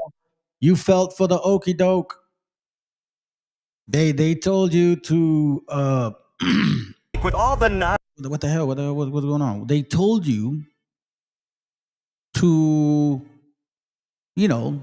deport all immigrants. They're your enemy. We're not the enemy. They're your enemy. And then within this movement, you see the Christian Zionists supporting that message. And you Nazi dumbasses who hate these quote unquote Jews didn't realize that they were feeding you the hate towards us. You already had hate towards us, but you didn't realize that they were like puppeteering your ass. You know, like that's how stupid y'all are. I'm glad you just found out because it's too late now. ¿Ustedes en qué se exponen con todas las majaderías que le dicen a la compañera presidenta? ¿En qué se exponen con todas las majaderías que le decían al compañero presidente López Obrador? ¿En qué se exponen con lo que vengan a decir aquí que somos una bancada de mafiosos? No se exponen en nada. Pueden buscar reventar sesiones, pueden faltar al respeto, pueden injuriar, pueden denostar y saben que no les pasa nada porque viven en un país de libertades que le costó la vida a muchos compañeros y compañeras nuestras y a la cual ustedes no han aportado absolutamente nada. Pandilla de farsantes. Gracias. ¿Ustedes en qué se exponen? ¿Qué los enoja? Obrador. ¿Obrador todavía? ¿Ya se fue? No. ¿Obrador sigue? Claro, porque al menos se fue porque sí. Okay. El peor es de dónde te lo quitas, si de aquí o de aquí. Hoy les está enojando, yo he escuchado que dicen, primero lo acusaban de dictador, que se iba a quedar, que se iba a perpetuar. Con Claudia. Y pero ahora lo están extrañando. Ahora dicen, ¿dónde está López Obrador? No lo extrañan. No. Se duermen con él, se levantan con él. Sí, es tremendo, es brutal. O sea, dices, es una cuestión para mí patológica. ¿Por qué? Porque los hizo añicos, cabrón. Los destrozó, los exhibió. ¿Cómo se puede hacer eso solamente con honestidad?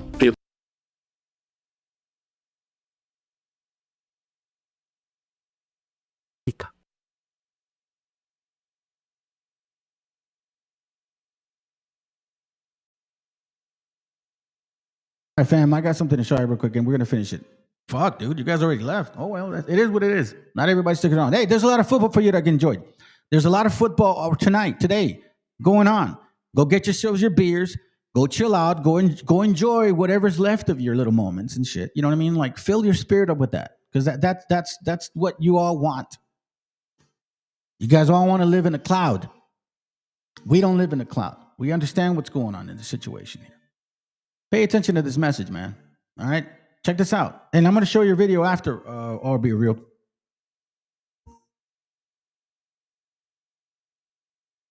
En el tema del narco, juegan de la misma cancha. Bueno, porque Estados Unidos no quitó a López Obrador, porque Estados Unidos no buscó derrocar a López Obrador, porque el incendio es el país. ¿Cómo es posible que ganen personajes como Trump, o como Ted Cruz, o como Marco Rubio en Texas? Mucha de la comunidad judía está en contra del genocidio en Gaza.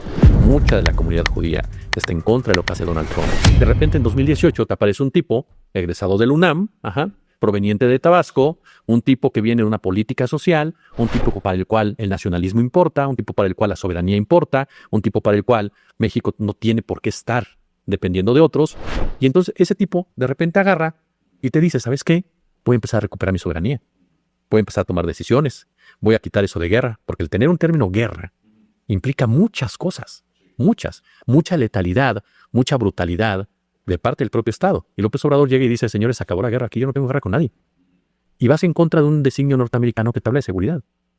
Que te dice, no, tú tienes que seguir mi política de seguridad. López Obrador dice, no, así. Esa es la famosa frase, brazos no balazos. ¿verdad? Brazos no balazos. ¿Por qué? Y todo el mundo dice, el abrazo no balazos. Nunca dejó de combatir al crimen López Obrador. Podemos hablar si la estrategia fue la mejor. Podemos discutir si no hubo corrupción, que la hubo lamentablemente. Podemos hablar si se equivocaron en algunos puntos, que sí se equivocaron en otros. Pero no decía que no iban a combatirlos. Los combatieron como tenían que combatirlos. ¿Cómo? Las causas, como lo que hace Sheinbaum en Michoacán. El tejido social. Atender, claro, recuperar el tejido social para evitar la violencia. ¿A quién no le conviene eso? Al poder económico. A ese poder económico neoliberal que quiere generar pobreza, porque la pobreza son el campo perfecto de que se vayan a matar por 1,000 pesos a la semana a los chavos. Entonces, cuando tú les pones becas a los chavos, entonces, ¿qué es el poder económico? No, hombre, es un comunista, ¿no? O sea, lo está agrediendo. O sea, ¿pero por qué? Porque estás mostrando que el modelo que te impusieron no funciona, que el modelo que tú estás mostrando sí funciona, el modelo con un rostro social como tal. López Obrador para a los agentes de la DEA, para a los agentes de la CIA, dicen no, lo saca literalmente, o les pide simplemente que digan lo que están haciendo en México. mucho pedir. Pues demasiado para esas personas, ¿no? Que Sí, con claro. Calderón hacían lo que les venía en gana. Claro. Corrompían lo que tenían que corromper, cuando es una de las agencias más corruptas que hay, la de la DEA.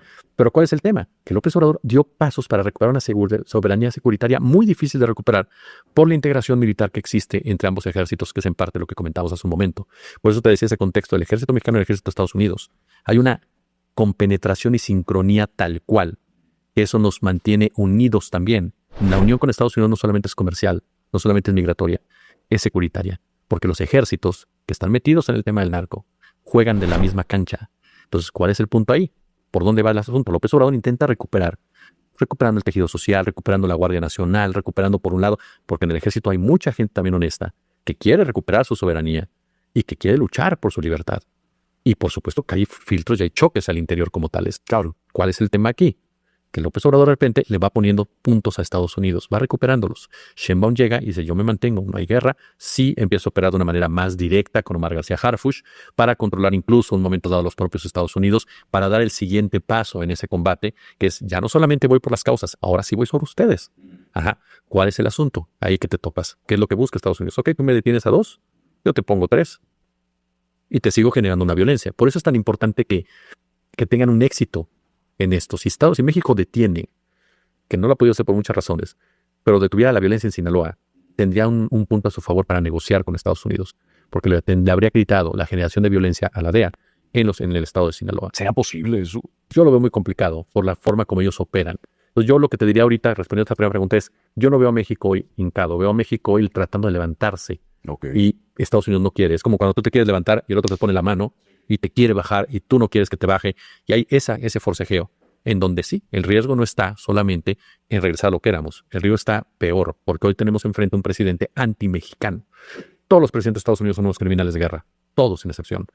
Todos tienen cola que les pisen brutales. Barack Obama, su premio Nobel de la Paz. Barack Obama bombardeó hospitales, bombardeó escuelas. Todos tienen cola que les pisen.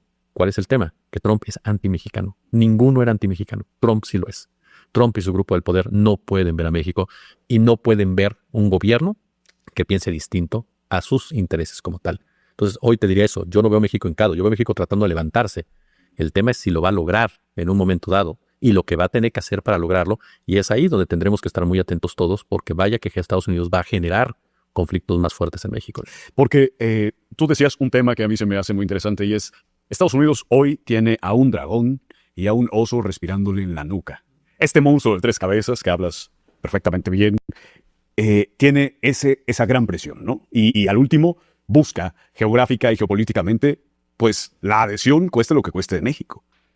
¿Tú crees que se busque de una forma directa como se ha buscado en otras partes de Latinoamérica? Pues hablo de Venezuela, por ejemplo. Se dio a conocer que incluso habían intentado comprar al piloto de la nave en la que iba Nicolás Maduro, el presidente que le llaman dictador en Estados Unidos, para entregarlo. ¿Tú crees que se llegue a esa situación? Porque geográficamente, pues estamos tan cerca que al último generar una explosión así de grande tampoco conviene. Mira, lo vimos con el propio López Obrador. A ver. Estados Unidos, hay gente que te pregunta, bueno, ¿por qué Estados Unidos no quitó a López Obrador? ¿Por qué Estados Unidos no buscó derrocar a López Obrador? Porque el incendio es el país. Porque el pueblo se hubiera levantado, literalmente. ¿Qué es lo que le gusta a ese sistema? Al sistema le gusta generar caos controlado, no generar un pueblo que se levanta. Un pueblo que se levanta no es caos controlado, es un reto real a un Estado. Por lo tanto, no van a provocar una inmersión de ese tipo.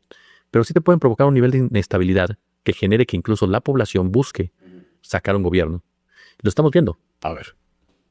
Tienes a tontos útiles, perdón que lo diga así, pero no es ofensa, es descripción. Sí, literal, como Salinas Pliego, como Alejandro Moreno, como Lili Téllez, como Ricardo Anaya, como varios comentócratas y opinócratas, quienes le hacen el juego a Estados Unidos creando un escenario golpista, un escenario de caos, un escenario de narcotráfico totalmente desatado, un escenario en donde la gente crea que está en el peor de los momentos y peor completamente de los episodios. Esos grupos comienzan a operar localmente. Tratan de convencer al ciudadano de que el gobierno de Sheinbaum es un fracaso. Entonces lo que buscas es que los pobladores, los ciudadanos, sean los que empiecen a reclamar porque el gobierno no es capaz de enfrentar una situación. Ese plan no le da a Salinas Pliego ni a los otros para armarlo. Eso lo crea un embajador como Ron Johnson, que es experto en todo eso. Él busca que haya un Estado como el de El Salvador, una política que se llegue a ese nivel como en el de El Salvador. Y en México ya lo experimentamos y no sirvió para nada. Pero él lo busca también. Y sabe bien que Sheinbaum no es la persona más indicada para ello. Eso lo puede buscar Ron Johnson. Crear el caos suficiente para que tú mismo como ciudadano empieces a dudar de tus líderes. ¿Qué es lo que mantiene a Sheinbaum libre de muchas cosas y le da fuerza a la presidenta para negociar con Trump? El cariño de la gente, la seguridad de la gente. La gente está convencida de que Claudia los va a defender. ¿Cómo les pegas? En su credibilidad. ¿Cómo debilitas a un líder? Acuérdate que hay un concepto que Estados Unidos maneja desde hace mucho, que es la guerra psicológica, la guerra híbrida. En la guerra psicológica, lo más importante no es derrotar al enemigo a punta de balazos, es colonizarlo mentalmente y culturalmente. Claro. Que ese pueblo se vea derrotado como tal. ¿En qué momento un pueblo se ve derrotado? ¿Cuando entra un ejército invasor o cuando te balean? No. Cuando tus líderes caen como tal. Cuando tus líderes son dañados, cuando tus líderes son desprestigiados, cuando dejas de creer en esos líderes. ¿Cómo logras eso? Golpeando su credibilidad. Y eso es lo que hoy por hoy intentan hacer como uno de los primeros pasos. No tiene capacidad Sheinbaum, es un gobierno dictatorial, te va a traicionar, ya la dobló Trump. ¿Para qué? Para que tú como sociedad empieces a dudar de ese liderazgo. Eso es lo que están haciendo en la actualidad. Y eso es lo que están buscando. Por eso es la respuesta que te daría a esa pregunta. ¿Por qué no lo hace? Porque no le conviene hacerlo de la forma como uno pensaría. Yo no veo al ejército de Estados Unidos marchando por la Ciudad de México, ni veo los drones, los aviones volando, no. Pero sí veo asesinatos selectivos, sí veo ataques con drones para generar esa psicosis en un momento dado, insisto, si México no cede. Porque tocaste un punto que la lógica nos diría cierto, y tendrías toda la razón. A Estados Unidos no le conviene poner en jaque a su socio comercial. Pero la gran pregunta es, ¿Trump tiene lógica? O sea, llevamos años diciendo, primero dijimos, Trump no llega. Sí. Y llegó. Después dijimos, no se va a atrever a hacer esto. Y se atrevió. Pero a él le quedan 2 años. Le quedan 2 años, pero al trumpismo no. ¿Crees que el trumpismo sigue en Estados Unidos? Es probable. Porque acaban de perder Nueva York. Es un buen tema ese. Yo creo que no me atrevería a decirte que sí. Yo te diría que yo confío en que la sociedad de Estados Unidos empiece a despertar y se empiece a dar cuenta que personajes de esta naturaleza los ponen en mucho riesgo. ¿Cuál es el problema? En Estados Unidos no hay democracia. En Estados Unidos hay una plutocracia. En Estados Unidos no gana el que mejor campaña hace, gana el que más dinero mete. Claro. Entonces, tú tienes ahí que ver a los plutócratas. Tienes que ver a la gente de poder, de dinero. Cómo juegan ellos, qué les interesa a ellos. Y entonces son ellos los que van determinando qué corriente les conviene más. Hoy les conviene un presidente que ponga aranceles porque están convencidos de que eso los va a fortalecer a ellos. No al pueblo estadounidense, a ellos. El caso de Mandani. ¿Ellos quiénes? A la oligarquía, al sistema, a un Peter Thiel, a un Musk, a un Bezos, a todos estos personajes, ahora agregándoles a los tecnofundalistas. Pero el caso de Mandani es un caso que ojalá me equivoque. Me parece un aire muy fresco, cierto, pero no sería el primero que vemos en Estados Unidos y que después por diferentes razones se va desinflando. Tiene una agenda muy atrevida, una agenda para los Estados Unidos. Para mí está perfecta, pero tiene una agenda que para los Estados Unidos es brutal. Encarar a BlackRock, encarar a Airbnb. All right, so now he gets into what he thinks regarding politics, right? So I'm not really caring for that. I mean, it's important to know, but his angle is different. So now, thank you, bro, for putting this on your channel. This is all be revealed, bros. If you guys don't know who he is, a ton of cocaine, pure cocaine. He's putting up some stuff. Not this video, actually, not this guy, but he forwarded me this. So hopefully they don't no la bloquean. Hopefully not. I don't think so. If they do, well, I may have to. They'll either stop me or I may have to trim it out. So hope you enjoy it, fam. I mean, this is informative. You know what I'm saying? Like, just stick around, take some notes, or it's always recorded. But the books that I provided y'all, man, please get them, download them, and save them. Let's go. Worth hundreds of millions is smuggled into the United States. Sound familiar? Not the way this ton of cocaine got here.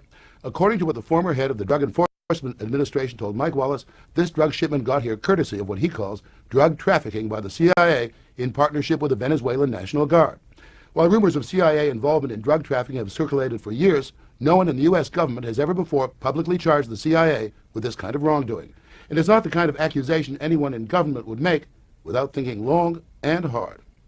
Let me understand what you're saying. A ton of cocaine was smuggled into the United States of America by the Venezuelan National Guard? Well, in cooperation with the CIA? That's exactly what appears to have happened. Until last month, Judge Robert Bonner was the head of the Drug Enforcement Administration, the DEA. And Judge Bonner explained to us that only the head of the DEA is authorized to approve the transportation of any illegal narcotics like cocaine into this country, even if the CIA is bringing it in. Let me put it this way, Mike. If this has not been approved by DEA or an appropriate law enforcement authority in the United States, then it's illegal. It's called drug trafficking. It's called drug smuggling. So what you're saying, in effect, is the CIA broke the law. Simple as that. I don't think there's any other way you can rationalize around it, assuming, as I think we can, that there was some knowledge on the part of CIA, at least some participation in approving or condoning this to be done. Judge Bonner says he came to that conclusion after a 2-year secret investigation conducted by the DEA's Office of Professional Responsibility in cooperation with the CIA's own Inspector General. And what reason did the CIA have for promoting this drug smuggling? Well, the only rationale that's ever been offered is that this would lead to some valuable drug intelligence about the Colombian cartels. Over half of the Colombian drug cartel's cocaine crosses the border with Venezuela on its way to the United States and Europe.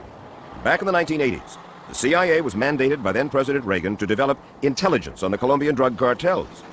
And so the CIA, with Venezuela's Guardia Nacional, or National Guard, set up an undercover operation, a drug smuggling operation in Venezuela that could handle the transshipment of the Colombian cartel's cocaine on its way to market. The plan was to infiltrate the cartel, and it worked. For the CIA National Guard undercover operation quickly accumulated this cocaine, over 1.5 tons, that was smuggled from Colombia into Venezuela inside these trucks, and then was stored here at the CIA-financed Counter-Narcotics Intelligence Center in Caracas. The center's commander and the CIA's man in Venezuela was National Guard General Ramon Guillén Davila. I tried to work together with them. I was always aware that they were not telling me everything they were doing. Annabelle Grimm was a DEA agent with 18 years' experience when she was made agent in charge in Caracas. And she says that the CIA station chief, James Campbell, and this man, Mark McFarland, the CIA officer in charge at the center, told her that to keep the undercover smuggling operation credible, they had to keep the cartel happy. And the way to do that was simple. Deliver their dope, untouched by U.S. law enforcement, to the cartel's distributors, their dope dealers in the United States. The CIA and the Guardia Nacional wanted to let cocaine go on into the traffic without doing anything. They wanted to let it come up to the United States, no surveillance, no nothing. In other words, you weren't going to stop them in Miami or Houston or wherever. These drugs were simply going to go to the United States and then go into the traffic and eventually reach the streets. That's what they wanted to do, yes. And we had very, very lengthy discussions where I told them what the U.S. law was and the fact that we could not do this. So here you got Jim Campbell, chief of station, who knows about this. Mark McFarland, CIA officer, knows about this, and are stimulating this business of sending what are uncontrolled deliveries of drugs, smuggling drugs into the United States, right?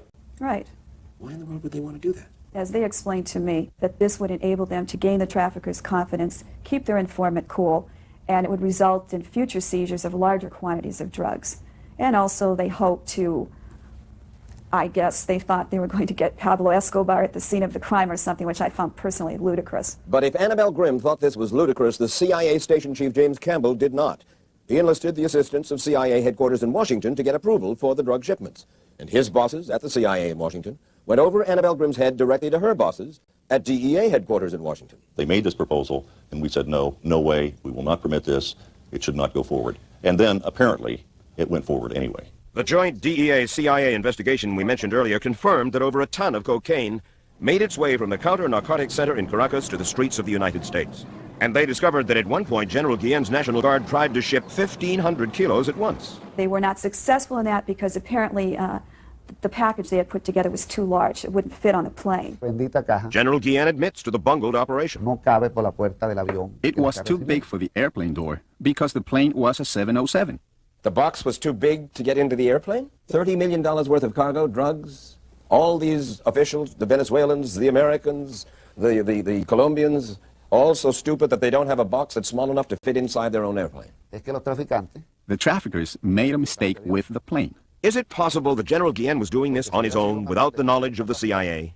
I would find it very difficult for several reasons to believe that they did not know what was going on. They built, they ran, they controlled that center. General Guillén and his officers didn't go to the bathroom without telling Mark McFarland or the CIA what they were going to do. The drug smuggling operation finally unraveled nearly a year after Annabelle Grimm says she told the CIA and General Guillén that it was illegal to send drugs uncontrolled into the U.S. Then, a shipment arrived at Miami's International Airport and was seized, coincidentally, by U.S. Customs. Customs traced those drugs back to the Venezuelan National Guard.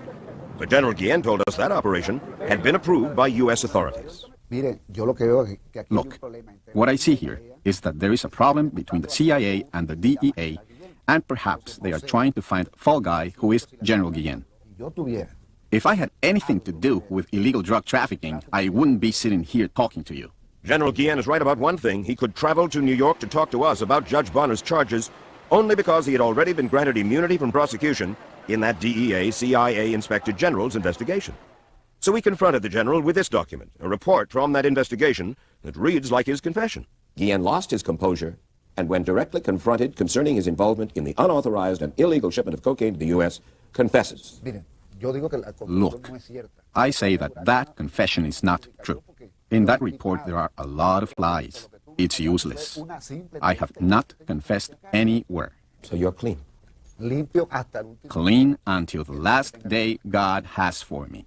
So far, there has been no legal action against General Guillen. As for the CIA officers, well, Judge Bonner may believe that someone at the agency must have known, but the CIA and the U.S. Department of Justice say they have discovered, quote, no evidence of criminal wrongdoing. However, the CIA did acknowledge to us that the investigation, quote, did reveal instances of poor judgment and management, leading to disciplinary actions for several CIA officers. Mark McFarland, the CIA officer in charge of the Counter-Narcotics Center, resigned from the agency last year. We tried to talk to him, but he told us the CIA would take legal action against him if he violated his secrecy agreement with the agency. As for James Campbell, the CIA station chief, we learned he was brought back to the U.S. and promoted, but then he retired. Campbell did tell us, quote, I've devoted my life to my country and feel like a victim in this thing. This happened without our knowledge. We were there to prevent it.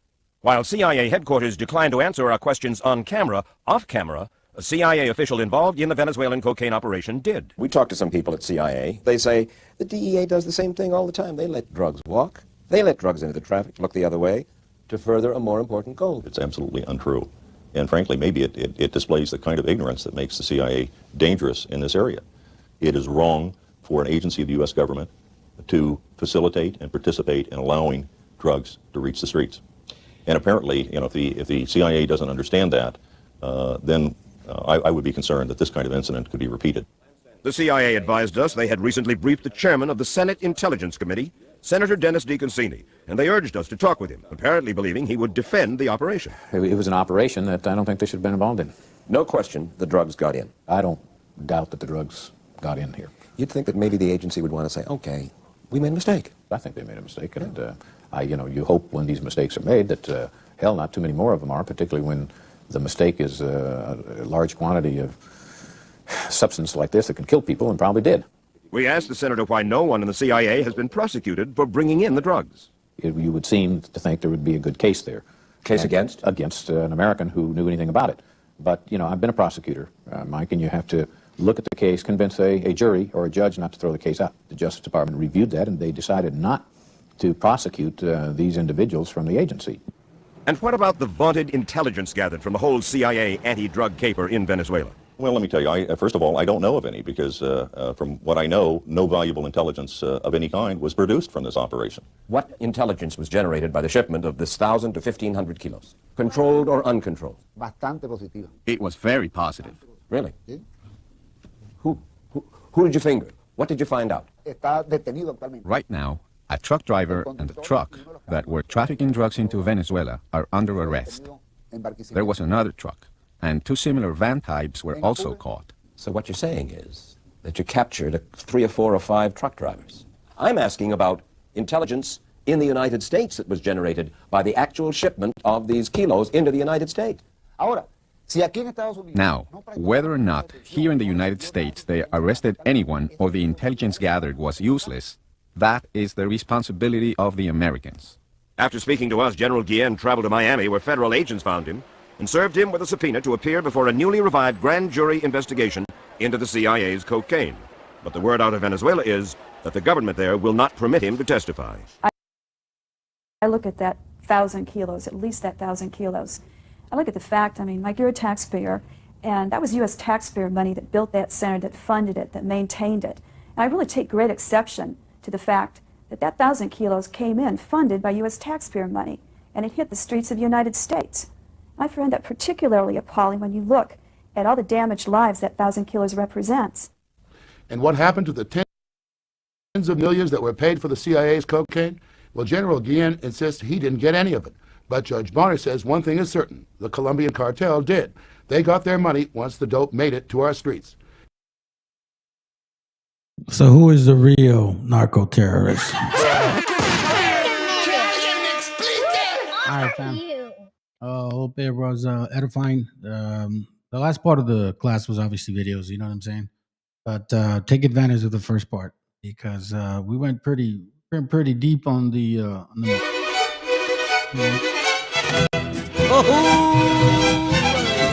yo, what the? Yeah. And it was pretty heavy. Hope you guys appreciate that. All right. Yeah, take care. And see y'all maybe at the end of next week. All right. Rato. Shalom. Saludos. Buenas noches a todos. Buenos días and buenas tardes for you that watch across the world.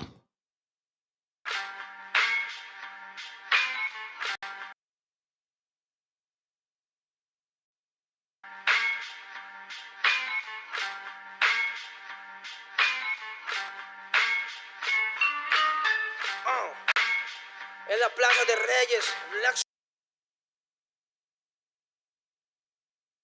50, soplón. Yeah. ¿Qué vas a saber? ¿Qué vas a saber tú? Oye, chibolito, falto me. Pulpín de los pulpines, batería de Rapunzel, de rapeos, de raptos, de lagartos en cuartel. Cualquier la pega de cruel con un viejo coronel. Soy flojo, se me antojó dormirme en el laurel. Eleve mi level con un label y un Faber Castell. Ya un papel, lo empape con sangre de todo aquel que se jura Nobel y no ve mis trenes en la riel. What's so man? ¿Por qué no sacan la tablet? Juro por mis aguas que no te hablo por las powers. Soy chinchado neto, búscame por pico sour y te voy a meter al centro loco como Beckenbauer. Escúchame atento mi pro, que estamos rompiéndole en pro. El negro de Plaza de Reyes como siempre rompe de este micrófono. Que quiere meterle como yo pero no puede meterle taco pro. Si te pensaba que solo era un gallo, déjame decirle que se equivocó. Real motherfucker feeling on the street. Es el Black Sheep Mental de Plaza de Kings. Motherfucker soplón.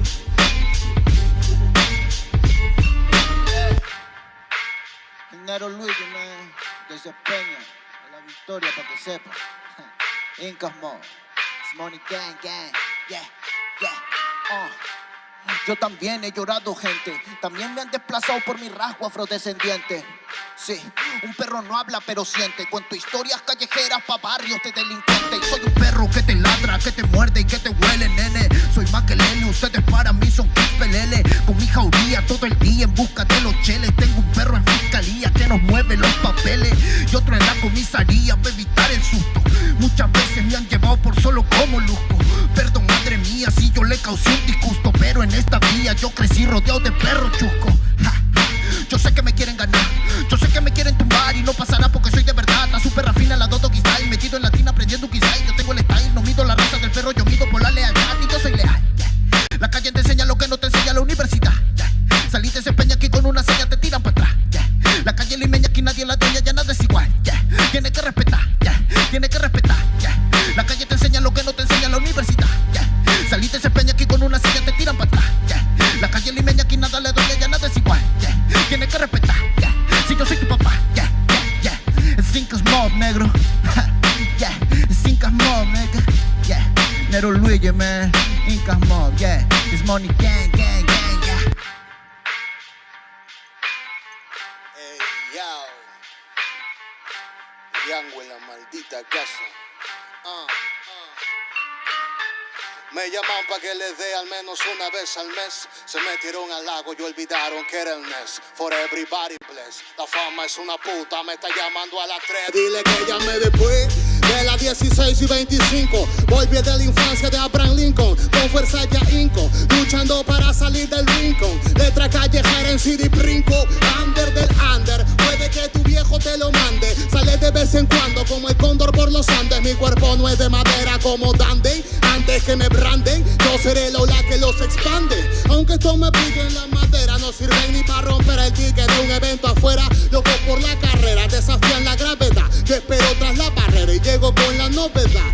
Niña, tú solo espera que ya encontré la manera. He visto bastante por querer lograrlo saltando escalones dentro de la escalera. La vida me puso al depósito, yo soy de púlpito pa' que el mundo conociéramos de esta parte mejor interprete que paro de esta cordillera. Sin luz afuera, que el espectáculo es dentro. La calle es mi templo, tiembla el pavimento. Cuando yo me concentro, mis disparos son temas. La calle un poema, se siente desde cuando entro. Y a toditos estos drogaditos que creen que rapean, los regreso al centro de mi balcón. Yo he visto al clon del clon en la misma gestión, pero a la malla no llega el balón. Y para esta pantalla no existe patrón. Yo llámese la cuestión y doy fe por cada renglón. Consciente de la operación del final de Mbappé con la edad de bufón. De Young, la maldita casa, Plaza de Rey y papá. El Nero Luigi, Black Cemental, hip hop peruano, rasgo en la maldita base. Yao, yao, yao.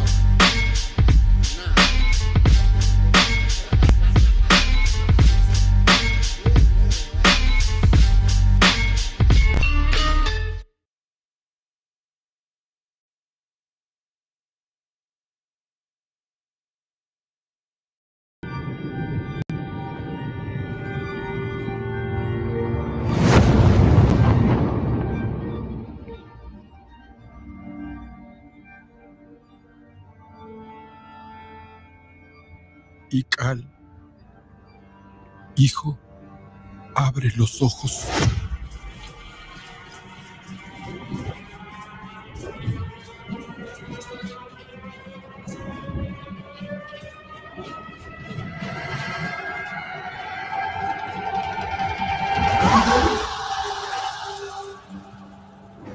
Tu cuerpo se queda con nosotros, pero tu espíritu debe seguir.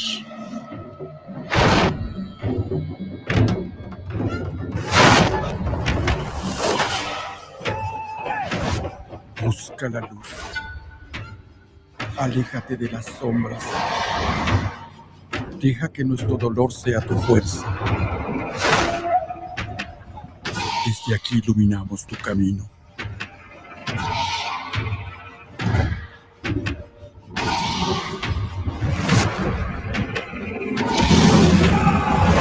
Lucha como nosotros ante esta pena tan grande.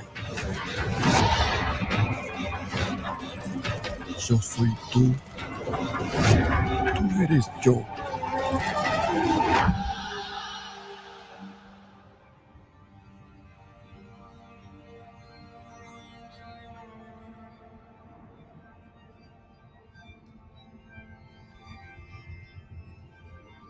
La muerte que hoy nos separa, mañana volverá a unirnos. Eres libre, hijo.